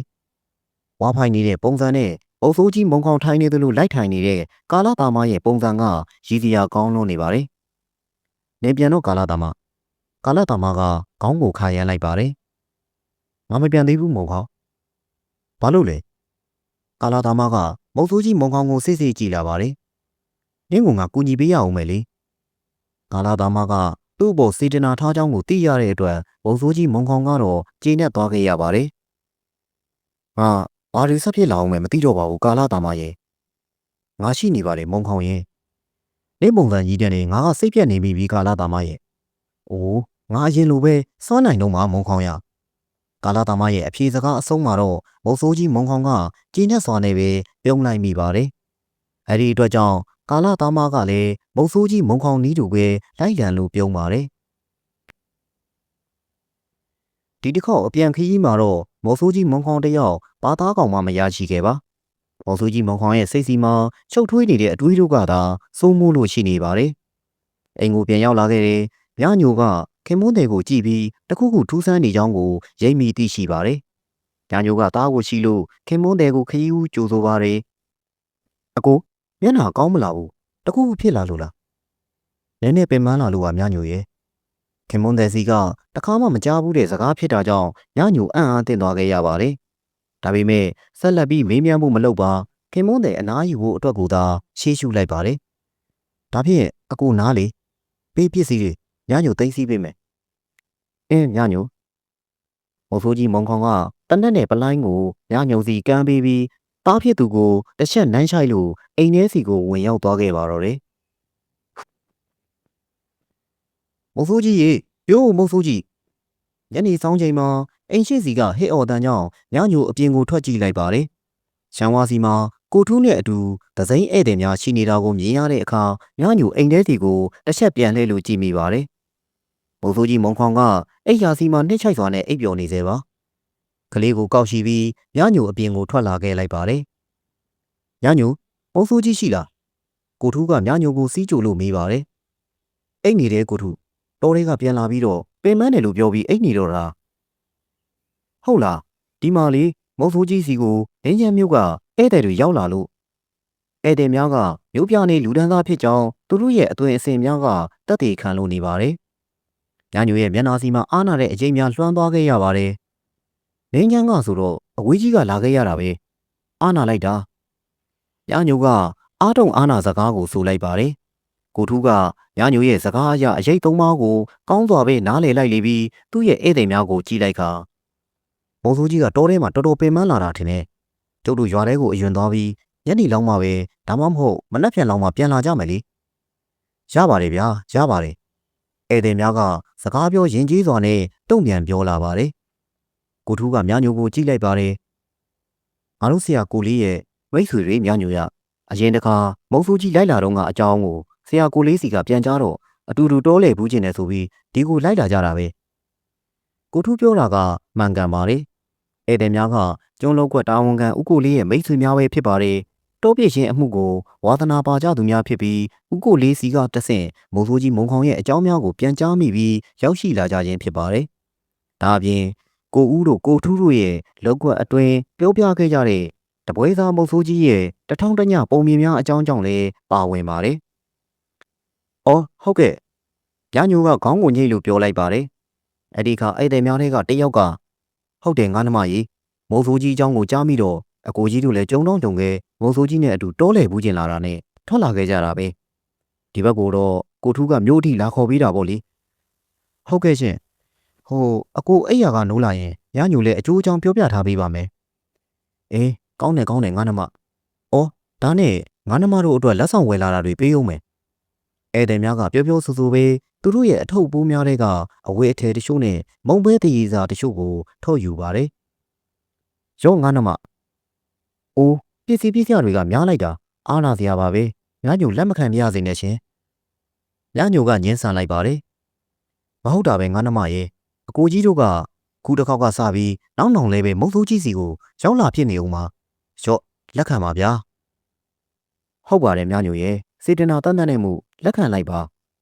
ကိုထူးကပါဝင်ပြောလာတဲ့အတွက်ညညိုတယောက်မငင်းဆန်တော့ပါဒီလိုဖြစ်လဲလက်ခံပါမယ်ရှင်ညညိုကခေါင်းကိုညှိလို့ပြောလိုက်ပါတယ်ညညိုကခလေးရှိထားတဲ့အတွက်ကိုထူးကလက်ဆောင်များကိုယူပြီးစပွဲစီမှာသွားတင်ပေးပါတယ်မနက်တော့ဆက်လာခဲ့မယ့်အကြောင်းကိုမုံစိုးကြီးစီပြောပြပေးပါနော်ငါနှမဟုတ်ကဲ့ပြောပြလိုက်ပါမယ်ရှင်ကဲဒါဖြင့်လေအကိုကြီးတို့ကိုခွင့်ပြုပါအောင်နော်ကိုထူးနဲ့ဧည့်သည်များကထွက်သွားခဲ့ကြပါတယ်ညညိုလည်းစပွဲတက်စီကလက်ဆောင်များစီကိုတွားရောက်လို့စူးစမ်းကြည့်ပါတယ်မုတ်တွေလည်းမနေဘူးအထယ်တွေကောပဲငွေတော့မနေဘူးကုန်မဲ့ထင်တယ်ဟမ်ငါကလည်းလေဒါတွေကိုမဖြစ်တာလို့လားလက်ခံထားလိုက်ရတာအကူသိရင်တော့ငါ့ကိုစူးလိမ့်မယ်ထင်တယ်ညညိုတကူလေးပဲရေရွတ်လိုက်ပါတယ်ဒီခိုက်ညညိုရဲ့အနောက်ပါးစီကမုံစိုးကြီးမုံခေါင်ကရောက်ရှိလာပါတယ်ငါမစူပါဘူးညညိုရဲ့ရှင်ညညိုအံ့အားတသိနဲ့လှည့်ကြည့်လိုက်မိပါတယ်မုံစိုးကြီးမုံခေါင်ကအိမ်ဘက်ကနေလာပြီးသူတို့သားမီးရဲ့အနောက်မှာရဲလိုနေပါတယ်အကိုဘယ်တော့မှနိုးနေတာလဲဧည့်သည်တွေရောက်လာကြတဲ့ကငါနိုးနေတာညညိုရဲ့ဟောညညိုတော့မသိမိပါဘူးအကိုအိတ်နေတယ်ဆိုပြီးကိုထူးနဲ့ဧည့်သည်တွေကိုပြန်လွတ်လိုက်တယ်ရပါတယ်ညညိုရဲ့မနှက်ပြန်လာမယ်လို့ပြောသွားတယ်မဟုတ်လားဟုတ်ကဲ့အကိုအဲ့ဒီလိုပဲပြောသွားပါတယ်ဒါဖြင့်မနှက်ပြန်တွေ့မှာပဲလေမုံစိုးကြီးမုံခေါင်ကပြန်ဖြေပြီးနောက်မှာတော့လက်ဆောင်များတင်ထားတဲ့စပွဲစီကိုလှမ်းပါတယ်ပစ္စည်းတွေကမနှဲဘူးပဲမုံစိုးကြီးမုံခေါင်ကပစ္စည်းများကိုကင်လို့ပြောပါတယ်ညညိုကအနားမှာဘာမှမပြောဘဲရက်နေခဲ့ပါတယ်မုံစိုးကြီးမုံခေါင်ကညညိုကိုလှည့်ကြည့်လိုက်ပါတယ်အော်ညညိုအားပြောဦးမယ်ဟုတ်ကဲ့ပြောလေအကိုအခုဧည့်သည်တွေနဲ့တောလည်မဲ့ကိစ္စပြီးရင်တော့ငါခကြီးတစ်ခုသွားเสียရှိတယ်ကျုပ်တရက်မို့ညညိုကြောင်အန်းသွားရပါတယ်ဟမ်အကိုကခကြီးသွားမယ်ဟုတ်လားဟုတ်တယ်ညညိုဘယ်ကိုသွားရမှာလဲနေရာအတိကျတော့ငါလည်းမပြောတတ်သေးဘူးဒါပေမဲ့ဒီခကြီးကရက်ကြကြသွားရမယ်ထင်တယ်ညညိုရဲ့မျက်နှာလေးကမတိမတာပဲညှိုးငယ်သွားခဲ့ရပါတယ်အဲ့ဒီအတွက်ငါမသွားခင်ညညိုတို့သားမိကိုတဖန်းမင်ရွာကိုပို့ပေးခဲ့ခြင်းတယ်ညညိုဒီမှာပဲနေလို့မရဘူးလားအကိုရဲ့ငါကရက်နေကြာမှာဆိုတော့ညညိုတို့သားမိကိုဒီမှာစိတ်မချဘူးလေရပါတယ်အကိုရဲ့ညညိုဒီမှာပဲနေပါမယ်ဘိုးစိုးကြီးမုံခေါင်ကခေါင်းကိုခါရမ်းလိုက်ပါတယ်အဲ့ဒီလိုဆိုငါခကြီးသွားတာနောက်ဆန်တင်းနေပါဘောညညိုရဲ့ ညညိုတပ်ပြင်းကိုချလိုက်ပါတယ်ခင်မွန်းတဲ့မုံဆိုးကြီးမုံခေါင်ပြောတာကလည်းဟုတ်မှန်ပါတယ်အင်းမအကိုရဲ့အဲ့ဒါဆိုလေညညိုတို့တဖမ်းမင်ရွာကိုပြန်ပါမယ်ဒါပေမဲ့လေဟိုညညိုကိုတော့တမျိုးမထင်ပါနဲ့အကိုသွားမယ့်အကြောင်းကိုလေဘာကြောင့်သွားတယ်ဆိုတာမျိုးတော့ညညိုသိချင်မိပါတယ်ငါအခုတော့ပြောပြလို့မရသေးဘူးညညိုဘာကြောင့်လဲအကိုရဲ့အကိုသွားမယ့်ခရီးအကြောင်းကိုညညိုလေးပဲသိတယ်နဲ့လေညညိုကမေးမြန်းရင်းကနေရေရာမှုကိုမသိရသေးတာကြောင့်ဝမ်းနေပြီးတော့မျက်ရည်လေးများပင်ရစ်တိုင်းလာခဲ့ရပါတယ်။မော်ဆိုးကြီးမုံခေါင်ကဂယုဏတတ်စွာနဲ့ပဲညညိုကိုစစ်စစ်ကြည့်လိုက်ပါတယ်။ညညိုငါဒီခရီးကိုဘာကြောင့်သွားရတယ်ဆိုတာတတိရှာလေးပြောပြပါမယ်။ကဲလာထိုင်အောင်။မော်ဆိုးကြီးမုံခေါင်ကညညိုကိုကိုယ့်ပစ္စည်းမှာထိုင်စေလိုက်ပါတယ်။အဲဒီနောက်သူ့ရဲ့အာယုံစီမှာမကြာခဏမြင်နေရတဲ့ထူးဆန်းတဲ့အမြင်ကွင်းများအကြောင်းကိုပြောပြပါတော့တယ်။ညညိုက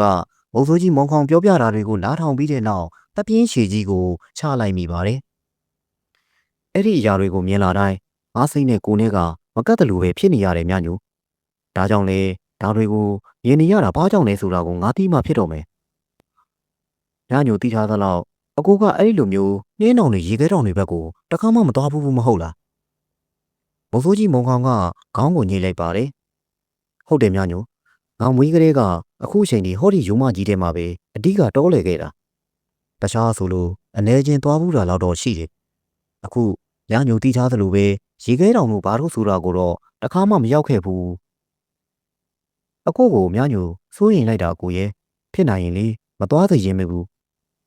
ငါလည်းတေးသေးချာချာဆင်ကျင်ပြီးမှဒီလိုဆုံးဖြတ်လိုက်တာပါညညိုရဲ့အဲ့ဒါကြောင့်မသွားမဖြစ်ကိုသွားရမှာညညိုကစိတ်ကိုဖြေလျှော့လိုက်ရပါတယ်အဲ့ဒီတူသူမရဲ့စိတ်ထဲစီမှာခင်မွန်းတဲ့ကတာဝန်ကြီးတစ်ရက်ကိုထမ်းရွက်လာသူလို့လည်းတွေးမိသွားခဲ့ရပါတယ်။ညညိုလိုတဖမ်းမင်ရွာမှာသွားနေပါနော်။ငါဒီခရီးကနေဆက်ပြန်လာမှာပါ။အဲ့မှာကိုရဲ့ညညိုအခြေအတင်ထပ်မပြောတော့ပါ။သူမယူဆထားတဲ့အတိုင်းပဲသူမရဲ့ခင်မွန်းတဲ့မုံဆိုးကြီးမုံကောင်ကလောကနဲ့ပတ်သက်ပြီးတာဝန်ကြီးတစ်ခုကိုထမ်းရွက်လာသူလို့ပဲခံယူလိုက်ပါတော့တယ်။မော်ဆိုးကြီးမုံခေါင်စီကိုမင်းညတုန်းကကိုထူးနဲ့အတူလာခဲ့ကြတဲ့ဧည့်သည်တွေရောက်ရှိနေကြပါတယ်။ကျုပ်တို့ကဘာကောင်းရဲ့ညာကောင်းရဲ့တတ်မတ်လုံးမနေဘူး။မုံဆိုးကြီးနဲ့အတူတူအမဲလိုက်ခွင့်ရရင်ကိုပဲကျေနပ်ပြီဗျ။ဒီလိုဖြင့်ငါနေတို့ကိုတောနဲ့ထဲထိမသွားသေးတော့ပဲတတ်တောင့်တတ်တာတောခီးကိုပဲပို့ပေးပါမယ်။ရပါတယ်မုံဆိုးကြီးဘယ်နေရာဖြစ်ဖြစ်တားကောင်တကောင်လောက်ရရင်ကိုပဲကျေနပ်ပါပြီဗျာ။ဟုတ်ပြီလေ။ငါရဲ့လမ်းပြအလုံးမှာတော့နေတို့ကထူးဆန်းတယ်လို့ပြောရလိမ့်မယ်။ပေါ်ဆိုးကြီးမုံခေါင်ရဲ့မှတ်ချက်စကားကြောင့်ဧည့်သည်များကရီမောကြပါတယ်။ကျုပ်တို့ကတားကောင်ပြစ်ဖို့ဆိုတာထက်မုံဆိုးကြီးနဲ့အတူတောလေပူးကျင်တာဗျ။ဟုတ်ပါပြီ။မုံဆိုးကြီးမုံခေါင်ကစကားကိုပိတ်လိုက်ပါတယ်။ဒီခိုင်ညညိုကအိမ်ထဲကနေအသားကြောင့်စီစမ်းတဲ့ရင်းနှီးပန်းကိုယူဆောင်လာပေးပါတယ်။တုံးဆောင်ကြပါအောင်ရှင်။ညညိုကအိတ်ဝဲပြူလိုက်ပါတယ်။မုံဆိုးကြီးကဒီကငါးနှမကောအလုံးမဲ့သဘောကောင်းကြတယ်ဗျာ။ဧည့်သည်များကမုံဆိုးကြီးမုံကောင်တို့လင်မယားနှစ်ယောက်စလုံးကိုမှတ်ချက်ပြုပါတယ်။ခရီးသွားဖို့အတွက်ကိုတော့ဒီညနေမှာပဲသွားဖို့အတွက်သတ်မှတ်လိုက်ပါတော့တယ်။ရုံးမာတဲ့စီကိုမုံဆိုးကြီးမုံကောင်တို့လူစုဝင်ရောက်လာခဲ့ကြပါတယ်။လူအရေအတွက်ကအားလုံးပေါင်း6ယောက်တိတိဖြစ်ပါတယ်။ကိုထူးကလည်းအဖွဲ့ထဲမှာပါဝင်လာပါတယ်။ကိုဦးကတော့မလိုက်နိုင်ခဲ့ပါအလုတ်ကြောင့်ရွာစီမှာပဲနေခဲ့ပါတယ်။ဧည့်သည်များကတောစီကိုဝင်ပြီးတာနဲ့တောတောင်ရဲ့အငွေ့သက်တို့ကိုစခန်းစားရပြီးကျေနပ်နေကြပါတယ်။ဘုံဆိုးကြီးမုံခေါင်ကအချိတ်စီကနေခရီးကိုဆက်လို့ရှိနေပါတယ်။ဒီနေ့အတွက်သူတို့ခရီးရည်ရွယ်ရာကတင်မင်းတောင်စီကိုဖြစ်ပါတယ်။လန်ခီမှာမြောက်အုပ်နဲ့စုံတဲ့အတွက်ဧည့်သည်များကမြောက်ပစ်ကြပါတယ်။ဘုံဆိုးကြီးမုံခေါင်ကတော့မပစ်ပါ။ဒီခရီးကဧည့်သည်များကသူ့ကိုငှားရမ်းတဲ့အတွက်သူကလမ်းပြအဖြစ်သာမို့တားမြစ်ရှင်ကိုလည်းမပြုပါ။အဲ့ဒီပြစ်ခတ်မှုစီကမြောက်တကောင်ကိုရရှိခဲ့ပါတယ်။ဧည့်သည်များကပြောကြပါတယ်။မုံဆိုးကြီးနဲ့အတူတူအခုလိုမျိုးတော်ထဲသွားလာရတာစိတ်ထဲတစ်မျိုးကြီးပဲဗျာ။ဟုတ်တယ်ဗျာ။ပြောရရင်တော့စိတ်ထဲမှာလုံခြုံမှုတွေရှိနေရတယ်လို့ပါပဲ။ဒါကတော့ဗျာကျုပ်တို့တရမီရွာကမုံဆိုးကြီးရဲ့အချိန်အဝါကြောင့်လို့ပဲပြောရလိမ့်မယ်ထင်တယ်။ဟာ။ကိုထူးကဝင်ပြောပါတယ်။အားလုံးကခေါင်းငိတ်ထောက်ခံရင်းရီးဝဲဖွဲ့လိုက်ကြပါတယ်။မုံဆိုးကြီးမုံကောင်ကတော့ဒီစကားဝိုင်းအတွက်ကိုတခွန်းမှဝင်မပြောခဲ့ပါ တောရဲစီမှာညအိစခန်းရှာရမှာဖြစ်တာကြောင့်နေရာထိုင်ခင်းသားပြီးတောကောင်များလည်းပြစ်ခတ်နိုင်မဲ့အရက်မျိုးကိုဘုံဆိုးကြီးမုံခေါင်ကစဉ်းစားနေပါတယ်။သူလက်ရှိရောက်ရှိနေတဲ့နေရာနဲ့နောက်ထပ်တောင်နှလုံးကိုကျော်လွန်တဲ့အခါဝတ်ထိုးမြောင်ကိုရောက်ပါလိမ့်မယ်။ဒီမြောင်နဲ့တိတ်မလန်းရမှာရွှေသိန်းကျော်နဲ့ရေနီးတောင်အဲ့ဒီမှလွန်တဲ့အခါရေမဲမြောင်ကျက်ရှိပါတယ်။ဒီနေရာတွေကသားကောင်များရှိနိုင်လောက်ပါတယ်။ဒီအတွက်ဝတ်ထိုးမြောင်မှာစခန်းချခြင်းကတင့်တဲ့နိုင်ပါလိမ့်မယ်။ဘုံဆိုးကြီးမုံခေါင်ကနေရာကိုရွေးချယ်တတ်မှတ်ပြီးတာနဲ့လမ်းကြောင်းကိုလည်းဒီဇိုင်းမမတ်ထဲဥတီလိုက်ပါပြီ။ဧည့်သည်များနဲ့ကိုထူးတို့ကတော့မြောက်သေးကောင်ကိုကြောပူပြီးအနောက်ကနေလိုက်ပါကြပါတယ်။ဒီမြောက်သေးကသူတို့အတွက်တော့ညစာဖြစ်ပါလိမ့်မယ်။ဘုံဆိုးကြီးမုံခေါင်ကတော့မြောက်သားကိုစားဖြစ်မှာမဟုတ်ပါ။ဒီအတွက်ကြောင့်လမ်းသွားရင်းနဲ့တစ်တီးတူများကိုရှာဖွေလိုက်ပါတယ်။တောင်အားလူဦးတို့ချို့ကိုရပါတယ်။ညနေဆောင်ချိန်ဝတ်ထိုးမြောင်စီကိုရောက်ရှိလာခဲ့ပါတယ်။တော်တောင်ထဲမိုးကုံဆောင်ကူကာလာရဲ့အေးအေးဓာတ်ကစိန်ကဲလာခဲ့ပါတယ်။တဲထိုးတာထင်းရှာပြီးမီးဖိုတာနဲ့ရရှိထားတဲ့မြောက်သေးကိုအသားပြက်ချင်းတို့ကိုချက်ချင်းပဲလှုပ်ဆောင်ကြပါတယ်။လူကြီးတဲ့အတွက်မှောင်ရီပြိုးချိန်မှာတော့အလုံများပြီးစီးခဲ့ပါပြီ။ဘုံဆိုးကြီးမုံခေါင်ကအေးနေတဲ့ကြားကနေရေချိုးကျင်နေကြတဲ့ဧည့်သည်များကိုရေချိုးဖို့နေရာကိုရှာဖွေပေးပြီးသူကတော့ကိုလက်ရည်သာတန့်ပြစ်လိုက်ပါတယ်။အဲဒီနောက်အသားများကိုစီးကြောနေတဲ့ကိုထူးနဲ့ထားရစ်ပြီးသူကတဲစီကိုပြန်လာခဲ့လိုက်တယ်။ဒီဘိုစီမှာထမင်းဦးတဲရင်းနဲ့တောင်အားလူဦးများကိုဘီးဖုတ်နေခဲ့ပါတယ်။ဒီညအတွက်ဘုံဆိုးကြီးမုံခေါင်ကတော့ညာညူထည့်ပေးလိုက်တဲ့အသားကြောင့်နဲ့တောင်အားလူဦးကိုဘီးတင်ပြီးစီဆန်းတုပ်လို့ညစာစားဖြစ်ပါလိမ့်မယ်။ထမင်းဦးကရေကန်းချက်ချင်းဖြစ်ပါတယ်။ထမင်းဦးပွက်ချိန်မှာကိုထူးနဲ့အတူအားလုံးကပြန်ရောက်လာပါတယ်။ကိုထူးကမိဖို့ကိုပွားပြီးတော့မြောက်သားကိုရှက်ပါတယ်။ဧည့်သည်များကဘုံဆိုးကြီးမုံခေါင်ရဲ့အနားစီကိုရောက်လာကြပြီးတောချောင်းတောင်ချောင်းစကားစမြည်များကိုပြောဆိုမေးမြန်းရင်းနဲ့ရှိနေပါတယ်။အဝေးစီကညအချိန်မှသာတကားကားနဲ့အုံမြည်တက်တဲ့ငှက်သားမရဲ့အော်တန်ကိုကြားရပါတယ်။မနှက်ကြရင်တော့ဒီရဲ့အနီးတစ်ဝိုက်ကိုနင်တို့တောလဲနိုင်ဖို့အတွက်ငါလုပ်ပေးမယ်။မုံဆိုးကြီးမုံခေါင်ကပြောလိုက်ပါတယ်။ဟိုးရပါတယ်မုံဆိုးကြီးရဲ့ခဲစီကြီးလုံနေဖို့မလိုပါဘူးဗျ။ကျုပ်တို့ကတောလဲတောပြစ်ရှင်တာထက်မုံဆိုးကြီးနဲ့အတူတောပြစ်ဖူးကျင်တာဗျ။ဧည့်သည်များကပြန်ပြောကြပါတယ်။မြောက်သားဟင်းစီကတင်းပြန့်တဲ့ကျက်နဲ့ထွက်ပေါ်လာပါတယ်။ဒီခန်းရင်တော့ကြက်ပြီဗျ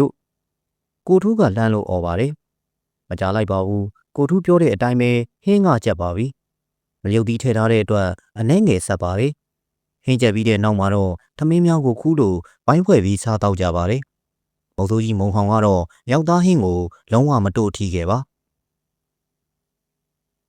ညကပိမ့်ပိန်အောင်မှောင်ရည်ရင်ရှိနေခဲ့ပါတယ်။ဆောင်းမြူတို့ကတိတ်တီးမဟုတ်ပေမဲ့လည်းခပ်ပါပါကျဆင်းပြီးရှိနေခဲ့တယ်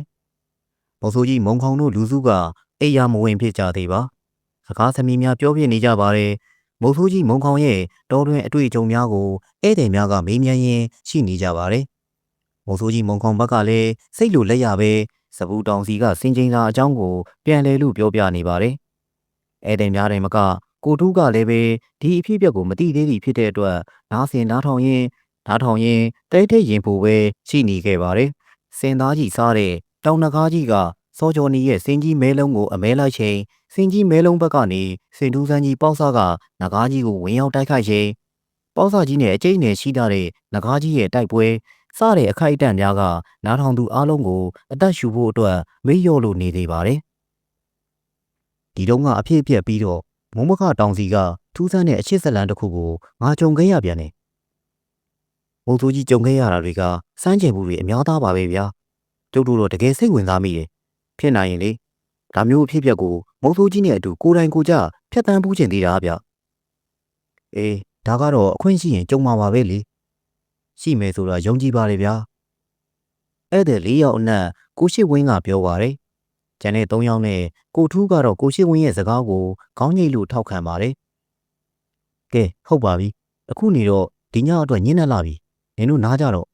။မုံဆိုးကြီးမုံခေါင်ကပြောလိုက်ပါတယ်။ဧည့်သည်များကမုံဆိုးကြီးမုံခေါင်ရဲ့စကားကိုနာခံကြပါတယ်။ကြောပိုးအိမ်များကိုချပြီးတော့မိဘုံတပေးစီမှာပဲအချိုချိုလှဲလောင်းကြပါတယ်။စကားတန်များကလည်းတိတ်ဆိတ်သွားခဲ့ပါတယ်။မိဘစီကမိပေါက်တန်တစ်ဖြစ်ကသာပတ်ဝန်းကျင်ကိုလွှမ်းမိုးထားပါတယ်။တစ်ချက်ညဘက်အစာချတဲ့လင်းတို့အော်တန်များကိုကြားရပါတယ်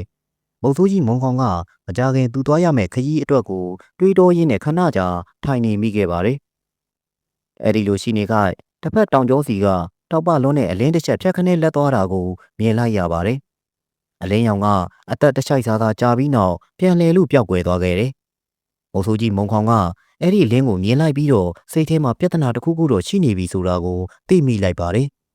။ဒါပေမဲ့လည်းမုတ်ဆိုးကြီးမုံခေါင်ကထိုင်နေမြဲတာထိုင်နေဖြစ်ပါတယ်။အဲဒီကနေအချိန်တစ်ခဏထပ်မှန်ပြီးကြားတဲ့အခါမှာတော့အောက်ရှူဘက်စီကတော်တိုးပြေးလွှားနေတဲ့အတန်များထွက်ပေါ်လာခဲ့ပါတယ်။မုံဆိုးကြီးမုံခေါင်လည်းသူ့ရဲ့အားကောင်းတဲ့မျက်လုံးများနဲ့ညအမောင်ရံကိုခွင်းလို့ကြည့်လိုက်ပါတယ်။ဒီအခါမှာတော့ပိန်လီနေတဲ့လူတစ်ယောက်ကအနောက်ကအသက်ဘေးအန္တရာယ်တစ်ခုခုကရန်လိုက်ပြုတ်နေတဲ့အတိုင်းပဲအသက်လူပြေးလွှားရင်းရှိနေပါတယ်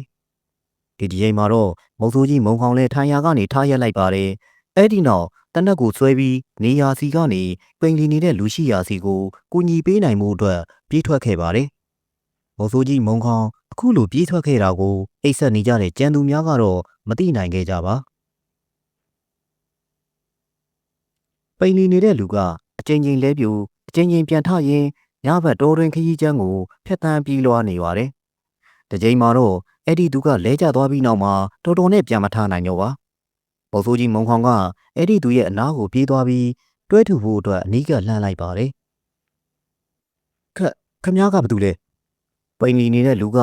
မုံဆိုးကြီးမုံခေါင်ကိုမြင်တဲ့အခါမှာတော့အလွန်အမင်းသူ့ရဲ့ရှောက်ရှားနေဟန်နဲ့ကြည့်လို့ထအော်ပါတယ်။ငါနင့်ကိုလာကူညီတာ။မုံဆိုးကြီးမုံခေါင်ကပြောလိုက်တယ်။ဒီအခါတစ်ဖက်ကသူကမုံဆိုးကြီးမုံခေါင်ကိုမယုံကြည်နိုင်စွာနဲ့တစ်ချက်ပြန်ကြည့်ပြီးအနောက်ကိုလှည့်လို့ပြေးပါတယ်။ဟာဒီလူကတော့မုံဆိုးကြီးမုံခေါင်အံ့အားသင့်သွားရတယ်။ဒီခိုက်မှာပဲထွက်ပြေးသူကရွယ်ကျိုးတစ်ချောင်းကိုခလုတ်တိုက်ပြီးထပ်မံလဲကြပါတယ်။ဒီချိန်မှာတော့အဲ့ဒီသူကလုံးဝပြန်မထနိုင်တော့ပါ။မုံဆိုးကြီးမုံခေါင်ကအဲ့ဒီသူရဲ့အနီးစီကိုတွားကြည့်လိုက်ပါတယ်။တကူလုံးမှာထိခိုက်ပွန်းပဲ့ဒဏ်ရာများရရှိထားပြီးတတိလေမိတ်မျောရင်းရှိနေပါတယ်။မုံဆိုးကြီးမုံခေါင်ကအဲ့ဒီသူကိုစိတ်မသက်သာစွာနဲ့ကြည့်လိုက်ပြီးတပ်ပြင်းကိုချလိုက်မိတယ်။အဲ့ဒီနောက်တော့ထူမလို့ထမ်းလိုက်ပြီးစကန်နေရာစီကိုပြန်လာခဲ့လိုက်ပါတော့တယ်။ညတကောင်ရန်ကြော်နေပြီဖြစ်ပါတယ်။မုံဆိုးကြီးမုံခေါင်တို့လူစုကမိဖို့ကြီးနဘေးစီမှာဝိုင်းဖွဲ့ထိုင်နေကြပြီးအလဲစီမှာတော့ပိန်လီနေတဲ့သူကအခုချိန်ထိတတိမရသေးပဲရှိနေခဲ့တယ်။သူတတိမှပြန်ရလာပါဦးမလားမုံဆိုးကြီး။ကိုထူးကမေးမြန်းလိုက်ပါတယ်။သူကဒီတိုင်းပဲလဲယုံလဲပြီးတတိမေ့သွားတာပြန်ပြီးတတိရလာမှာပါ။မုံဆိုးကြီးမုံခေါင်ကအေးအေးလူလူနဲ့ပဲပြန်ပြောလိုက်ပါတယ်။ဒီလူကိုကြည့်ရတာတော်တော်ဒုက္ခရောက်လာပုံပဲနော်မုံဆိုးကြီး။သူ့ကိုငါတွေ့တော့တခုခုကိုအလွန်ကြောက်နေတဲ့ပုံစံနဲ့ပြေးနေတာ။သူဘာကိုကြောက်နေတာလဲမုံဆိုးကြီးက။ငါလည်းမသိဘူးလေ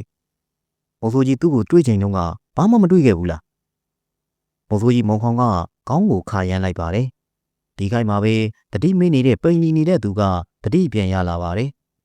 ။မုံဆိုးကြီးသူတတိရလာပြီဗျ။ကိုထူးကပြောလိုက်ပါတယ်။တတိမေ့နေတဲ့သူကမျက်ဝန်းမြောက်ကိုဖွင့်ကြည့်လာတယ်။အနားမှာလူတွေဝိုင်းကြည့်နေတာကိုမြင်တဲ့အခါမှာတော့အလွန်တရာထိတ်လန့်သွားပြီးရုတ်တရက်ထားထိုင်လိုက်ပါတယ်။ငါတို့ကနင့်ကိုအန္တရာယ်မပေးပါဘူး။မုံဆိုးကြီးမုံခေါင်ကထိတ်လန့်နေတဲ့သူကိုလေးတန်းအေးအေးနဲ့ပဲတတိပေးလို့ပြောဆိုလိုက်ပါတယ်။ခမ ्या တို့ကကျုပ်တို့ကတရမီရွာကပါမိတ်ဆွေတရမီရွာကမုံဆိုးကြီးမုံခေါင်ကိုတော့ခမ ्या သိတယ်မဟုတ်လား။တပွဲစားမုံဆိုးကြီးအကြောင်းကျုပ်သိတာပေါ့ဗျာ။ကိုထူးရဲ့အမေးကြောင့်တစ်ဖက်ကသူကခေါင်းကိုတွင်တင်ညိတ်ခါဖြေပါတယ်။ဒီကသူကမုံဆိုးကြီးမုံခေါင်ပါပဲဗျာ။ကိုထူးကဆက်လက်လို့ပြောလိုက်ပါတယ်။ဒီခါတစ်ဖက်ကပိန်လီနေတဲ့သူကမုံဆိုးကြီးမုံခေါင်ကိုကြည့်လို့မျက်ရည်များဖြိုင်နေအောင်ကြဆင်းလာပါတယ်။မုံဆိုးကြီးကျုပ်ကိုကူညီပါဗျာ။ကူညီတောင်းတန်ကတုံရင်လှမ်းခတ်မှုတို့များစွာပါဝင်နေပါတယ်။နင်ဘာတွေဖြစ်ခဲ့လို့လဲ။မုံဆိုးကြီးမုံခေါင်ကပြန်မေးလိုက်ပါတယ်။ဟိုကျုပ်ရဲ့သားနှစ်ယောက်ပိန်လီနေတဲ့လူကပြောရင်းနဲ့အလွန်အမင်းဝမ်းနဲ့လာဟန်နဲ့အတန်ကတိုးဝင်လို့သွားပါတယ်။အဲဒီနောက်မှာတော့ဝမ်းနဲ့ပက်လက်နဲ့ချုံပွဲချကငိုကြွေးပြန်ပါတယ်။မုံဆိုးကြီးမုံခေါင်နဲ့ကျန်တဲ့သူတို့ကအဲ့ဒီသူရဲ့ငိုကြွေးမှုပြီးဆုံးတဲ့အထိစောင့်ပေးနေခဲ့ကြတယ်။တောင်းကြတဲ့အခါမှာတော့အဲ့ဒီသူကငိုကြွေးမှုကိုရပ်တန့်လိုက်ပြီးကျုပ်တို့သားဖဆိုးရွားလုံးပြီးကြောက်စရာကောင်းလို့နဲ့အဖြစ်အပျက်ကိုကြုံတွေ့ခဲ့ရတယ်ဗျာ။နင်ကြုံလာရတဲ့အဖြစ်အပျက်ကိုငါတို့ကိုပြောပြစမ်းပါ။ကျုပ်တို့အလွန်ကိုပဲကြောက်စရာကောင်းတဲ့မိစ္ဆာဆုံးနဲ့ရင်ဆိုင်ခဲ့ရတယ်။တ တစ်ဖက်ကပိန်နေတဲ့သူကအထက်ပါစကားကိုစတင်ပြီးနောက်မှာတော့သူကြုံခဲ့ရတဲ့အဖြစ်အပျက်များကိုအောက်ပါအတိုင်းပဲပြောပြပါတော့တယ်။တားဖြစ်သူအေးထူးတယောက်ထူးဆန်းစွာပျောက်ဆုံးသွားတဲ့အတွက်မုတ်ဆိုးတာထူးတယောက်အလွန်အမင်းမဲစိုးရိမ်ပူပန်နေရပါတယ်။အခုက2 ရက်ကြာခဲ့ပါပြီ။တားစိတ်နဲ့မုတ်ဆိုးတာထူးခံစားနေရတယ်လို့ပဲလှထူးကလည်းရေးဖြစ်သူအတွက်ကိုအလွန်အမင်းစိုးရိမ်ပူပန်နေပါတယ်။တားဖာ2 ယောက်ထမင်းတော်မစားနိုင်မင်းနဲ့2 ရက်တိုင်တဲ့အထိပျောက်ဆုံးနေသူအေးထူးကိုရှာဖွေခဲ့ကြပါတယ်။ဘလို့မှရှာဖွေမတွေ့ခဲ့ပါ3 ရက်မြောက်တဲ့နေ့မှာတော့လှထူးကထူးဆန်းတဲ့အိမ်မက်တစ်ခုကိုမြင်မှတ်ခဲ့ပါတယ်။အဘကျုပ်ညကခဏလေးမိကနေဖြစ်သွားတော့ညီလေးကိုအိမ်မက်မှတ်တယ်ဗျ။မင်းဘလို့မှတ်တာလဲ။အိမ်မက်ထဲမှာလေညီလေးကမျက်လုံးတွေဖောက်ထုတ်ခံထားရတယ်။သူ့မျက်လုံးတွေကသွေးတွေစီးကြနေတာမြင်မကောင်းဘူးဖရာ။ညီလေးကတေကောင်ပေါင်းလေးဟစ်អော်နေတယ်။ကျုပ်ညီလေးနားကိုသွားဖို့အလုံမှာတိုးထဲကနေမျက်လုံးတွေအများကြီးထွက်လာတယ်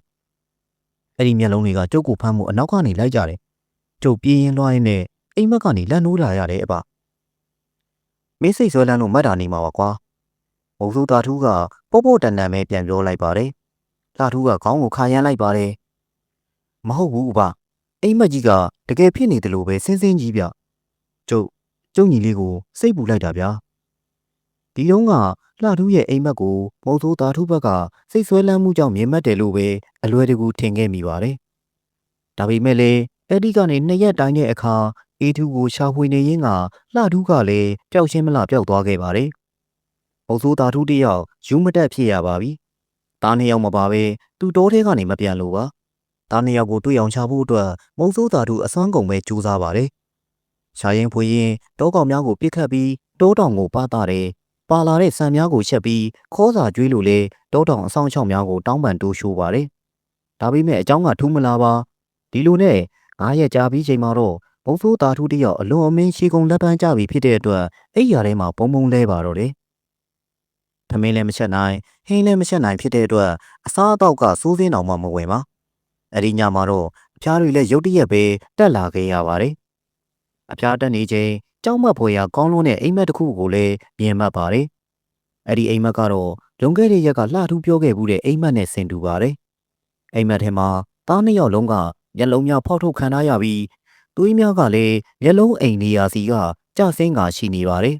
။သူတို့ကဖခင်ကိုထွက်ပြေးဖို့ဟစ်အော်နေကြပါတယ်။မုံဆိုးတာထူးကသား2 ယောက်ရှိရာစီကိုအရောက်သွားပြီးကဲတင်နိုင်မှုအတွက်ကိုသာစိုင်းပြင်းနေပါတယ်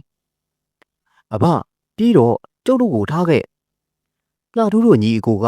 ငယ်တံပေါအောင်ပဲအော်ဟစ်ပြီးဖခင်ဖြစ်သူတို့စီမလာဖို့အတွက်တားမြစ်နေပါတယ်။ဒီလိုရှိခိုက်မှာပဲမုံဆိုးတာထူးရဲ့ဘေးပတ်လဲစီမှာပုံတရံအရွယ်အစားအမျိုးမျိုးနဲ့ရက်လုံးများကထွက်ပေါ်လာပါတယ်။မုံဆိုးတာထူးရုတ်တရက်ကြောင်အန်းသွားခဲ့ရတယ်။အဘ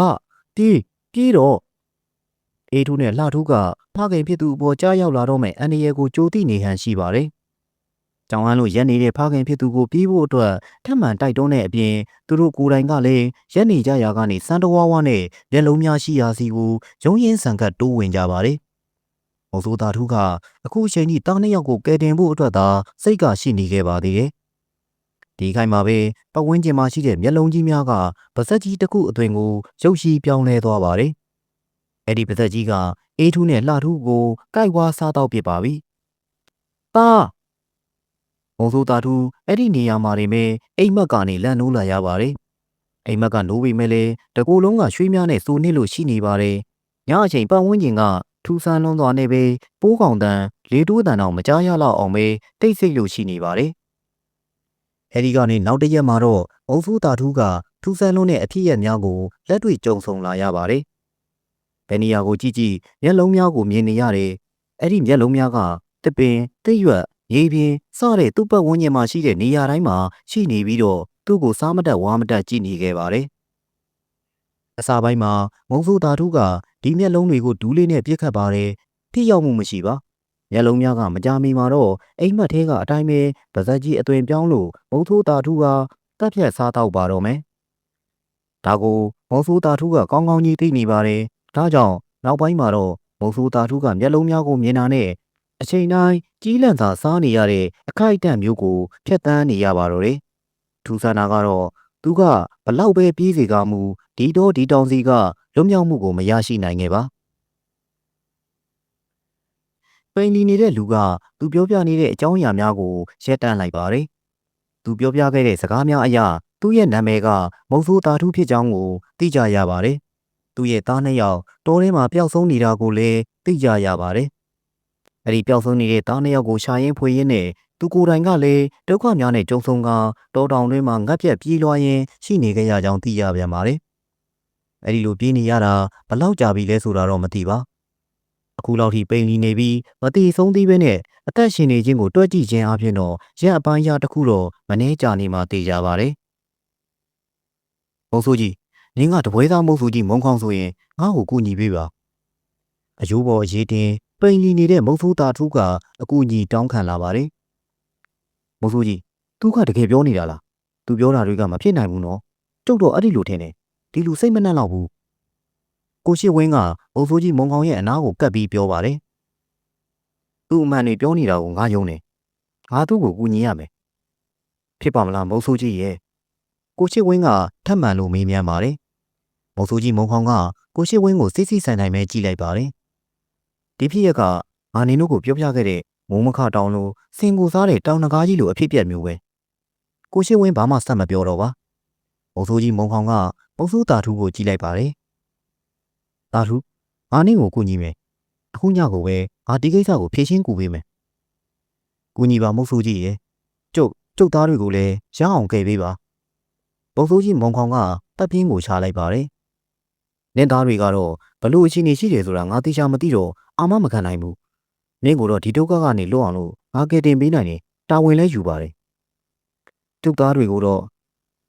ကိုသားတို့ခမရမုံဆိုးကြီးပြောနေတာကိုနားလည်မယ်ဆိုရင်အဲ့ဒီလိုမတောင်းဆိုပါနဲ့ဗျာကိုထူးကလည်းမနေနိုင်တော့ပဲဝင်ပြောလာပါတယ်ဒီကမှာတော့မုံဆိုးသားထူးတယောက်ဘာမှမပြောနိုင်တော့ပါရဲကြီးများဖြိုင်နေအောင်ကြဆင်းရင်တရှုံရှုံနဲ့ငိုကြွေးရင်းသာရှိနေခဲ့ပါတော့တယ်မုံဆိုးကြီးမုံခေါင်ကမုံဆိုးသားထူးရဲ့လမ်းပြမှုအတိုင်းပဲဘီးတုံများကိုအသုံးပြုပြီးရေမဲမြောင်ရှိရာစီထွက်လာခဲ့ပါတယ်ညခရီးဖြစ်ပေမဲ့လည်းသူနဲ့အတူဧည့်သည်များအားလုံးကလိုက်ပါလာကြပါတယ်။ကိုထူးကတော့မုံဆိုးသားထူးကိုတွဲထူလို့ထားပါတယ်။ရေမဲမြောင်စီကိုဝင်လိုက်တာနဲ့အားလုံးကတာမန်မဟုတ်တဲ့လေတူးရဲ့အထီးအတွေ့ကိုခန်းစားမိလိုက်ကြပါတယ်။မုံဆိုးကြီးတတော်လုံးပုံမှန်မဟုတ်တယ်လို့ပဲနော်။ကိုထူးကပြောလာပါတယ်။ဟုတ်တယ်အားလုံးပဲပတ်ဝန်းကျင်ကိုတတိကြီးကြီးသာထားကြ။မုံဆိုးကြီးမုံခေါင်ကတတိပေးလိုက်တဲ့အခါမှာတော့အားလုံးကပတ်ဝန်းကျင်ကိုမျက်ရှိမပြတ်တမ်းပဲအကဲခတ်ရန်ရှိနေပါတယ်။မုံဆိုးသားတို့ကကိုထုကိုမှီတွယ်ရင်းကပတ်ဝန်းကျင်ကိုသူတကားထက်ပိုပြီးကြီးကန်းတောင်ပေါက်ကြည့်လို့နေပါတယ်။အချိန်တွေကအခုတိုင်ဘာမှမထူးခြားသေးပါ။ရေမဲမြောင်တဲ့စီကိုဝင်လာရင်းနဲ့မုံဆိုးသားတို့တားဖနေထိုင်ရာတဲကလေးစီကိုရောက်ရှိလာခဲ့ပါတယ်။မိတုံများရဲ့ဝါကျင်နေတဲ့အလင်းရောင်အောက်မှာတဲကလေးကတော့အတော်လေးကိုပျက်စီးယိုယွင်းရင်းရှိနေပါတယ်။လူမနေတာကြာနေတဲ့ပုံတိုင်းပါလား။အားလုံးဒီကမှတ်ချက်ပြုတ်တယ်များထွက်ပေါ်လာပါတယ်။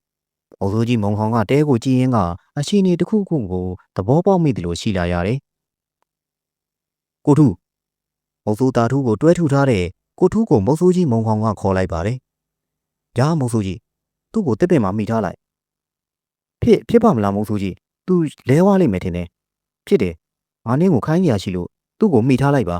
။မုံဆိုးကြီးမုံခေါင်ကထပ်မံပြောတဲ့အခါကိုထူးကလည်းမုံဆိုးတာထူးကိုအနီးကတစ်ပင်စီမှာမိတွယ်လို့ထိုင်နေစေလိုက်ပါတယ်။ကြံသူများကဝိုင်းကူကြပါတယ်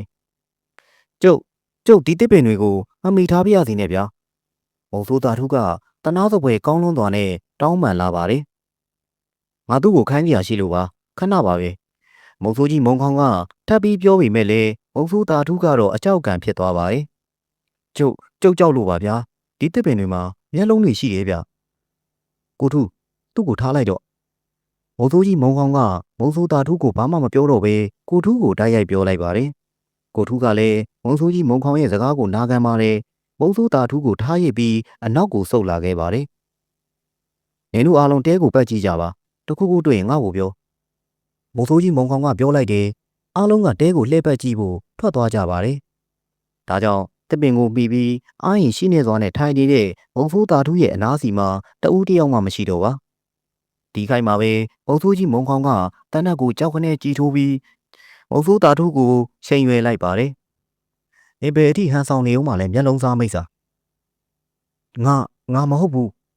တနက်ပြောင်းကရောက်နေတဲ့မုံဆိုးတာထုကအကြောက်ကံပဲညင်းဆိုပါတယ်။ဒီအချိန်နေကြောင့်တဲကိုလှည့်ပတ်ကြည့်နေကြသူများအားလုံးအနားစီကိုအပြေးလွှားပဲပြန်လည်လို့ရောက်ရှိလာကြတယ်။မုံဆိုးကြီးဘာဖြစ်တာလဲဗျ။ဟာကိုတာထုကိုမလုံနဲ့လေကိုထူးနဲ့ချစ်ဝင်းတို့ကမုံဆိုးကြီးမုံကောင်ရဲ့အပြုတ်အမူကြောင့်ထိတ်လန့်ကုန်ပြီးတော့တားမြစ်ကြပါတယ်။တယောက်မှသူ့အနာကိုမကတ်ကြနဲ့သူကမျက်လုံးစားတဲ့မိစ္ဆာကောင်ပဲတေဆုံးသွားပြီဖြစ်တဲ့မုံဆိုးတာထုလို့သူကအယောင်ဆောင်ထားတာမုံဆိုးကြီးမုံခေါင်ကတစ်ပင်မှာရှိနေတဲ့မုံဆိုးတာထုကိုစိတ်ကြည့်လို့ပြောလိုက်ပါတယ်။ဟာမဖြစ်နိုင်တာမုံဆိုးကြီးရဲ့ကိုချစ်ဝင်းရဲ့အနောက်ကလူကကန့်ကွက်ပါတယ်။နင်တို့ယုံအောင်ငါပြမယ်။မုံဆိုးကြီးမုံခေါင်ကပျော့ပျော့ဆူဆူပဲမုံဆိုးတာထုရဲ့နှစ်ဖူးတက်တဲ့စီကိုကြည်တောင်ပြစ်ချလိုက်ပါတယ်။ဒိန်ငနဲ့ကျဲလောင်တဲ့တနက်တန်အစုံမုံဆိုးတာထုတယောက်နှစ်ဖူးစီကိုကြည်တိမှန်ပြီးတွန့်ငနေဖြစ်သွားခဲ့ရတယ်။ဟာမုံဆိုးကြီးခမလူတက်လိုက်ပြီကိုထူးတို့လူစုစီကဟေ့အော်တန်များကစူညံကုန်ကြပါတယ်မုံဆိုးတာထုကတပင်ပင်စီကိုမှီပြီးရုတ်ရဲလဲကြရင်ခွေကလေးရှိနေပါတယ်မြင်ရတာကစိတ်မသက်သာစရာကောင်းလုံးပါတယ်နင်တို့အမြင်မှားနေကြပြီသူကဘာဆိုတာကိုငါသိတယ်မုံဆိုးကြီးသူကတာမန်လူတယောက်ပါဗျာကိုရှိဝင်းကပြောပါတယ်ဒီခိုက်မှာပဲတောတောင်တစ်ခုလုံးစီကတောပြိုတန်းများထွက်ပေါ်လာခဲ့တယ်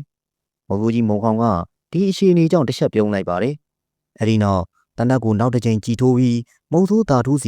နောက်တစ်ခေါက်ပြစ်ခတ်လိုက်ပါတယ်။ဒီတစ်ချိန်တနက်ကြီးထိမှန်ပြီးတာနဲ့မုံဆိုးတာထုကနေရာမှာပဲဖြတ်ခနေပဲပျောက်ကွယ်သွားခဲ့ပါပြီ။ဟာသူပျောက်သွားပြီ။ကိုထူးတို့အားလုံးအလန့်တကြားဖြစ်ကုန်ကြပါလေ။အဲ့ဒီခိုက်မှာပဲတစ်ပင်များစီကတရွှေရွှေအော်တန်တွေထွက်ပေါ်လာခဲ့ပြီးလက်ကွင်းတစ်ချက်စာလောက်ရှိတဲ့ရဲလုံးကြီးများထွက်ပေါ်လာပါတယ်။ကိုထူးတို့ကဒီအရှင်းအရာကြောင့်ဘာလို့ရမယ်မသိကြတော့ပါဘူး။မုံဆိုးကြီးမုံခေါင်ရဲ့အနားစီကိုအပြေးလွှားပဲရှင်းကပ်ကြပါတယ်။အဲ့ဒီမျက်လုံးတွေကိုရင်ဆိုင်ပြီးမကြည့်ကြနဲ့။နင်တို့ရဲ့မျက်လုံးတွေကိုမှိတ်ထားလိုက်ကြ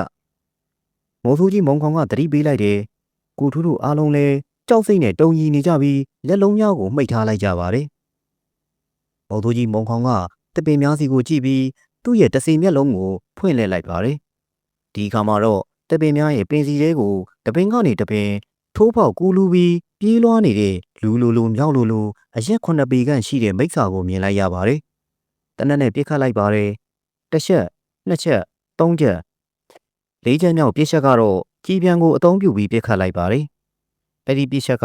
တပင်ပင်စီထဲမှာပြေးလွှားနေတဲ့မိစ္ဆာကိုထိမှန်ပါတယ်။မိစ္ဆာကတပင်ရဲ့ပင်စီအတွင်းကနေအပြင်ကိုလွင့်စင်ထွက်ကြလာပါတယ်။မိစ္ဆာရဲ့ခန္ဓာကိုယ်နဲ့ခြေလက်များစီမှာမျက်လုံးပေါင်းများစွာကိုအစင်တစားလိုပဲတက်ဆင်ထားပါတယ်။မိစ္ဆာကချက်ချင်းပဲကုန်းထလာပါတယ်။မုံဆိုးကြီးမုံကောင်ကိုပုံးကွယ်တိုက်ခိုက်လို့မရနိုင်ကြောင်းသိသွားတဲ့အတွက်ဒီချိန်မှာတော့ထိတ်တိုက်ရင်ဆိုင်ဖို့မဆိုင်မတော့ပဲပြေးဝင်လာပါတယ်။မုံဆိုးကြီးမုံကောင်ကတနက်နဲ့ထပ်မှန်ပြီးပြစ်ခတ်ဖို့ကြိုးစားပါတယ်။ဒါပေမဲ့လည်းမိစ္ဆာကအလွန်မဲမဲလင်းမြန်လုံးပါတယ်။မုံဆိုးကြီးမုံကောင်ကိုဝင်ရောက်လို့တွန်းတိုက်လိုက်ပါတယ်။မုံဆိုးကြီးမုံကောင်လည်းအနောက်ကိုလူတခြားတနက်တခြားလွင့်စင်ထွက်သွားရတယ်။ကိုထူးတို့လူစုလည်းပဲအလန့်တကြားပဲဖြစ်ကုန်ကြရပါတယ်။သူတို့ဘာမှမလုပ်နိုင်ခင်မှာပဲမိစ္ဆာကကိုထူးကိုစောင့်တွန်းလို့တခြားတစ်ဖက်ကကိုချစ်ဝင်းကိုလှမ်းဆွဲပါတယ်။ကိုချစ်ဝင်းကမချောင်နိုင်ခဲ့ပါမိစ္ဆာရဲ့လက်စီကိုပါသွားပါတယ်။ဒီအခါမိစ္ဆာရဲ့ပါးစပ်စီကမွေလိုပဲခြားနှခွကြီးထွက်ပေါ်လာပါတယ်။အဲဒီခြားကြီးကကိုချစ်ဝင်းရဲ့မျက်လုံးနှလုံးကိုဖောက်ထုတ်ဖို့လှုံ့ဆော်ပါတယ်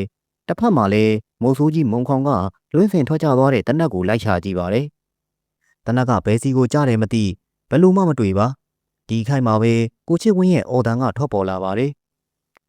ပုံစိုးကြီးရေကျုပ်ကိုကယ်ပါအောင်ဗျာကယ်ပါဦးကိုချစ်ဝင်းရဲ့အော်တန်ကိုကြားလိုက်မိတဲ့အချိန်ပုံစိုးကြီးမုံခေါင်ကတနက်ကိုချပွေဖို့တဲ့မိစ္ဆာစီကိုပြေးဝင်ဖို့သာတတိရလိုက်ပါတော့တယ်ပုံစိုးကြီးမုံခေါင်လည်းဝါဖိုင်ပြီးစိတ်ကုန်စရာကောင်းနေတဲ့ကာလာသားမကိုခေါ်ငယ်မှုအတွက်အခုတိုင်မတွေးဖြစ်ပါမိစ္ဆာကောင်တေးပြီးတော့ပုံစိုးကြီးမုံခေါင်ကညာတံပေးဆဲဆူရင်းနဲ့ပြေးဝင်လိုက်ပါတယ်မိစ္ဆာစီကိုတဲ့တိုးရင်ဆိုင်ချင်းတက်ဖမ်းဆီးခံထားရတဲ့ကိုချစ်ဝင်းကိုတွန်းတိုက်ကဲတင်မှုရာကိုသာတွေးတောတာဖြစ်ပါတယ်။ဒါကြောင့်ကိုချစ်ဝင်းကိုဝင်းရောက်ကတိုးတိုက်လိုက်ပါတယ်။ဒီတိုးတိုက်မှုကြောင့်ဘုံကနေအတန်ကြီးထွက်ပေါ်လာပါတယ်။မုံဆိုးကြီးမုံခေါင်လွတ်ထွက်သွားပြီးမဲ့လေကိုချစ်ဝင်းကတော့မုံဆိုးကြီးမုံခေါင်နဲ့အတူပါမလာပါ မိသားကကိုချစ်ဝင်းကိုမြဲမြဲမြံမြံစုပ်ကင်ထားပြီးမျက်လုံးတွေကိုဖောက်ထုတ်ဖို့အတွက်သာဆက်လက်ဆိုင်ပြေးနေပါတယ်မဖြစ်တာတော့တဲ့အခြေအနေအတွက်မုံဆိုးကြီးမုံခေါင်လဲကာလာတာမကိုစင့်ခေါ်ဖို့အတွက်သာရှိပါတော့တယ်ကာလာတာမမုံဆိုးကြီးမုံခေါင်နှုတ်ထွက်ခေါ်ဝေါ်လိုက်ပါတယ်ဒီခဏမှာပဲတစ်ပေများရိန်ထိုးလှုပ်ရှားသွားခဲ့ပြီးအပေါ်ဘက်စီကနေတစုံတရာကအောက်စီကိုတစ်ချိန်တိုးပဲပြုတ်ကျလာပါတယ်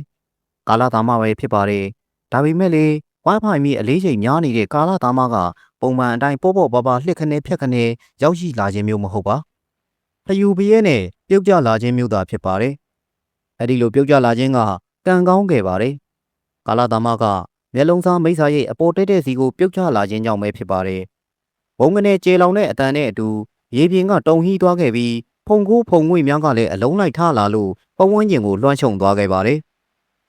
တောတောင်ကြီးတစ်ခုလုံးကတခဏတာတိတ်ဆိတ်ငြိမ်သက်သွားခဲ့ပါတယ်ကာလာတာမမုံဖူးကြီးမုံခေါင်ကအတန်ပေးလိုက်ပါတယ်ကာလာတာမဘက်ကတော့တုံ့ပြန်မလာခဲ့ပါအဲ့ဒီစားတစုံတစ်ခုကိုစားတော့နေတဲ့ဂျူးဂျူးဂျူးဂျူးအတန်များကသာထွက်ပေါ်လာခဲ့ပါတယ်ကာလာတာမငင်းရှိနေတာလားမုံဆိုးကြီးမုံခေါင်ကထပ်မံလို့အတန်ပြုတ်လိုက်တယ်ဒီချိန်မှာတော့ကာလာတာမကဝုန်းကနေပဲခုန်ထလာပါတယ်ပါဇက်စီမှာတော့မိသားရဲ့ရှေးတောင်းနှစ်ဖက်ကိုဝါလက်သားပဲတွေးလိုက်ရပါတယ်ကာလာတာမကမျက်လုံးသားမိသားကိုစားတော့နေခြင်းသာဖြစ်ပါတယ်ကာလာတာမနင်အဲ့ဒီဟာကြီးကိုစားလိုက်တာလားမုံဆိုးကြီးမုံခေါင်ကအထိတ်တလန့်ကြည့်လို့မေးတဲ့အခါမှာတော့ကာလာတာမကအဲ့ဒီရှေးတောင်းနှစ်ဖက်ကိုရှလွတ်ဟူတဲ့အတန်ပြေအောင်အပီးတိုင်ဝါမြုပ်လိုက်ပါတယ်မုံခေါင်ငါအခြေအနေကောင်းတယ်နင့်အမေကိုအခြေအနေကောင်းမုံဆိုးကြီးမုံခေါင်ကမဆဲသဘူးကာလာတာမကိုဆဲပါပြီကာလာတာမလည်းအဲ့ဒီဆဲရီးတန်ကြောင့်နေရာကနေခုန်ထွက်ပြောက်ွယ်ကထွက်ပြေးပါတော့တယ်အဲ့ဒီနောက်မှာတော့မုံဆိုးကြီးမုံခေါင်တို့ကရက်လုံးစားမိစားကိုကာလာတာမရဲ့အစွမ်းနဲ့အပီးသက်စီရင်လိုက်နိုင်ပါတယ်နောက်တနေ့မနက်မှာတော့တဲရဲ့အနီးဝန်းကျင်စီမှာအယိုးကျနေပြီဖြစ်တဲ့အလောင်းသုံးခုကိုတွေ့ကြရပါတယ်အဲ့ဒီအလောင်းတွေကတော့မုတ်ဆိုးတာထူးတို့တားဖ3ယောက်ရဲ့ရုပ်လောင်းများပဲဖြစ်ပါတယ်။မျက်လုံးစားမိစ္ဆာကတားဖ3ယောက်သလုံးကိုတက်ဖြတ်ပြီးမျက်လုံးများကိုစားသုံးပြီးနောက်အလောင်းတွေကိုတစုတစည်းရဲလာထားခြင်းဖြစ်နိုင်ပါတယ်။မုတ်ဆိုးကြီးမုံခေါင်ညောင်တုံးကအယောင်ဆောင်သူမိစ္ဆာကိုတိနိုင်ခဲ့ခြင်းကတော့တဲစီကိုဝင်ခြင်းတဲတွင်းကနေလှစ်ခနဲ့ထွက်ပြေးတဲ့မုတ်ဆိုးတာထူးရဲ့ဝိညာဉ်ကိုမြင်လိုက်မိခြင်းကြောင့်သာဖြစ်ပါတယ်။မုံဆိုးကြီးမုံခေါင်တို့ကမုံဆိုးတာထူးတို့တားဖ3ယောက်ရဲ့အလောင်းတွေကိုကောင်းမွန်စွာနဲ့ပဲမြေမြုပ်တင်းကြိုပေးခဲ့ကြပါတယ်။အဲဒီကနေအပြန်ခရီးမှာတော့မိစ္ဆာကမျက်လုံးကိုဖောက်ထုတ်ပြီးစားတော့မဲ့အန်ဒီရဲကိုလက်တလုံးကြားလေးရင်ဆိုင်ခဲ့ရသူကိုချစ်ဝင်းကတော့အကြောက်လွန်လို့အပြင်းဖြားခဲ့ပါပြီ။ဇလန်းကတော့ဒီမာရင်ပြီးဆုံးပါပြီခင်ဗျာ။အားပေးနားဆင်ခဲ့ကြလို့ကျေးဇူးထူးပဲတင်ရှိပါတယ်။ channel လေးကို like and subscribe လုပ်ပေးခဲ့ဖို့ကိုလည်းမေတ္တာရက်ခံအပ်ပါတယ်။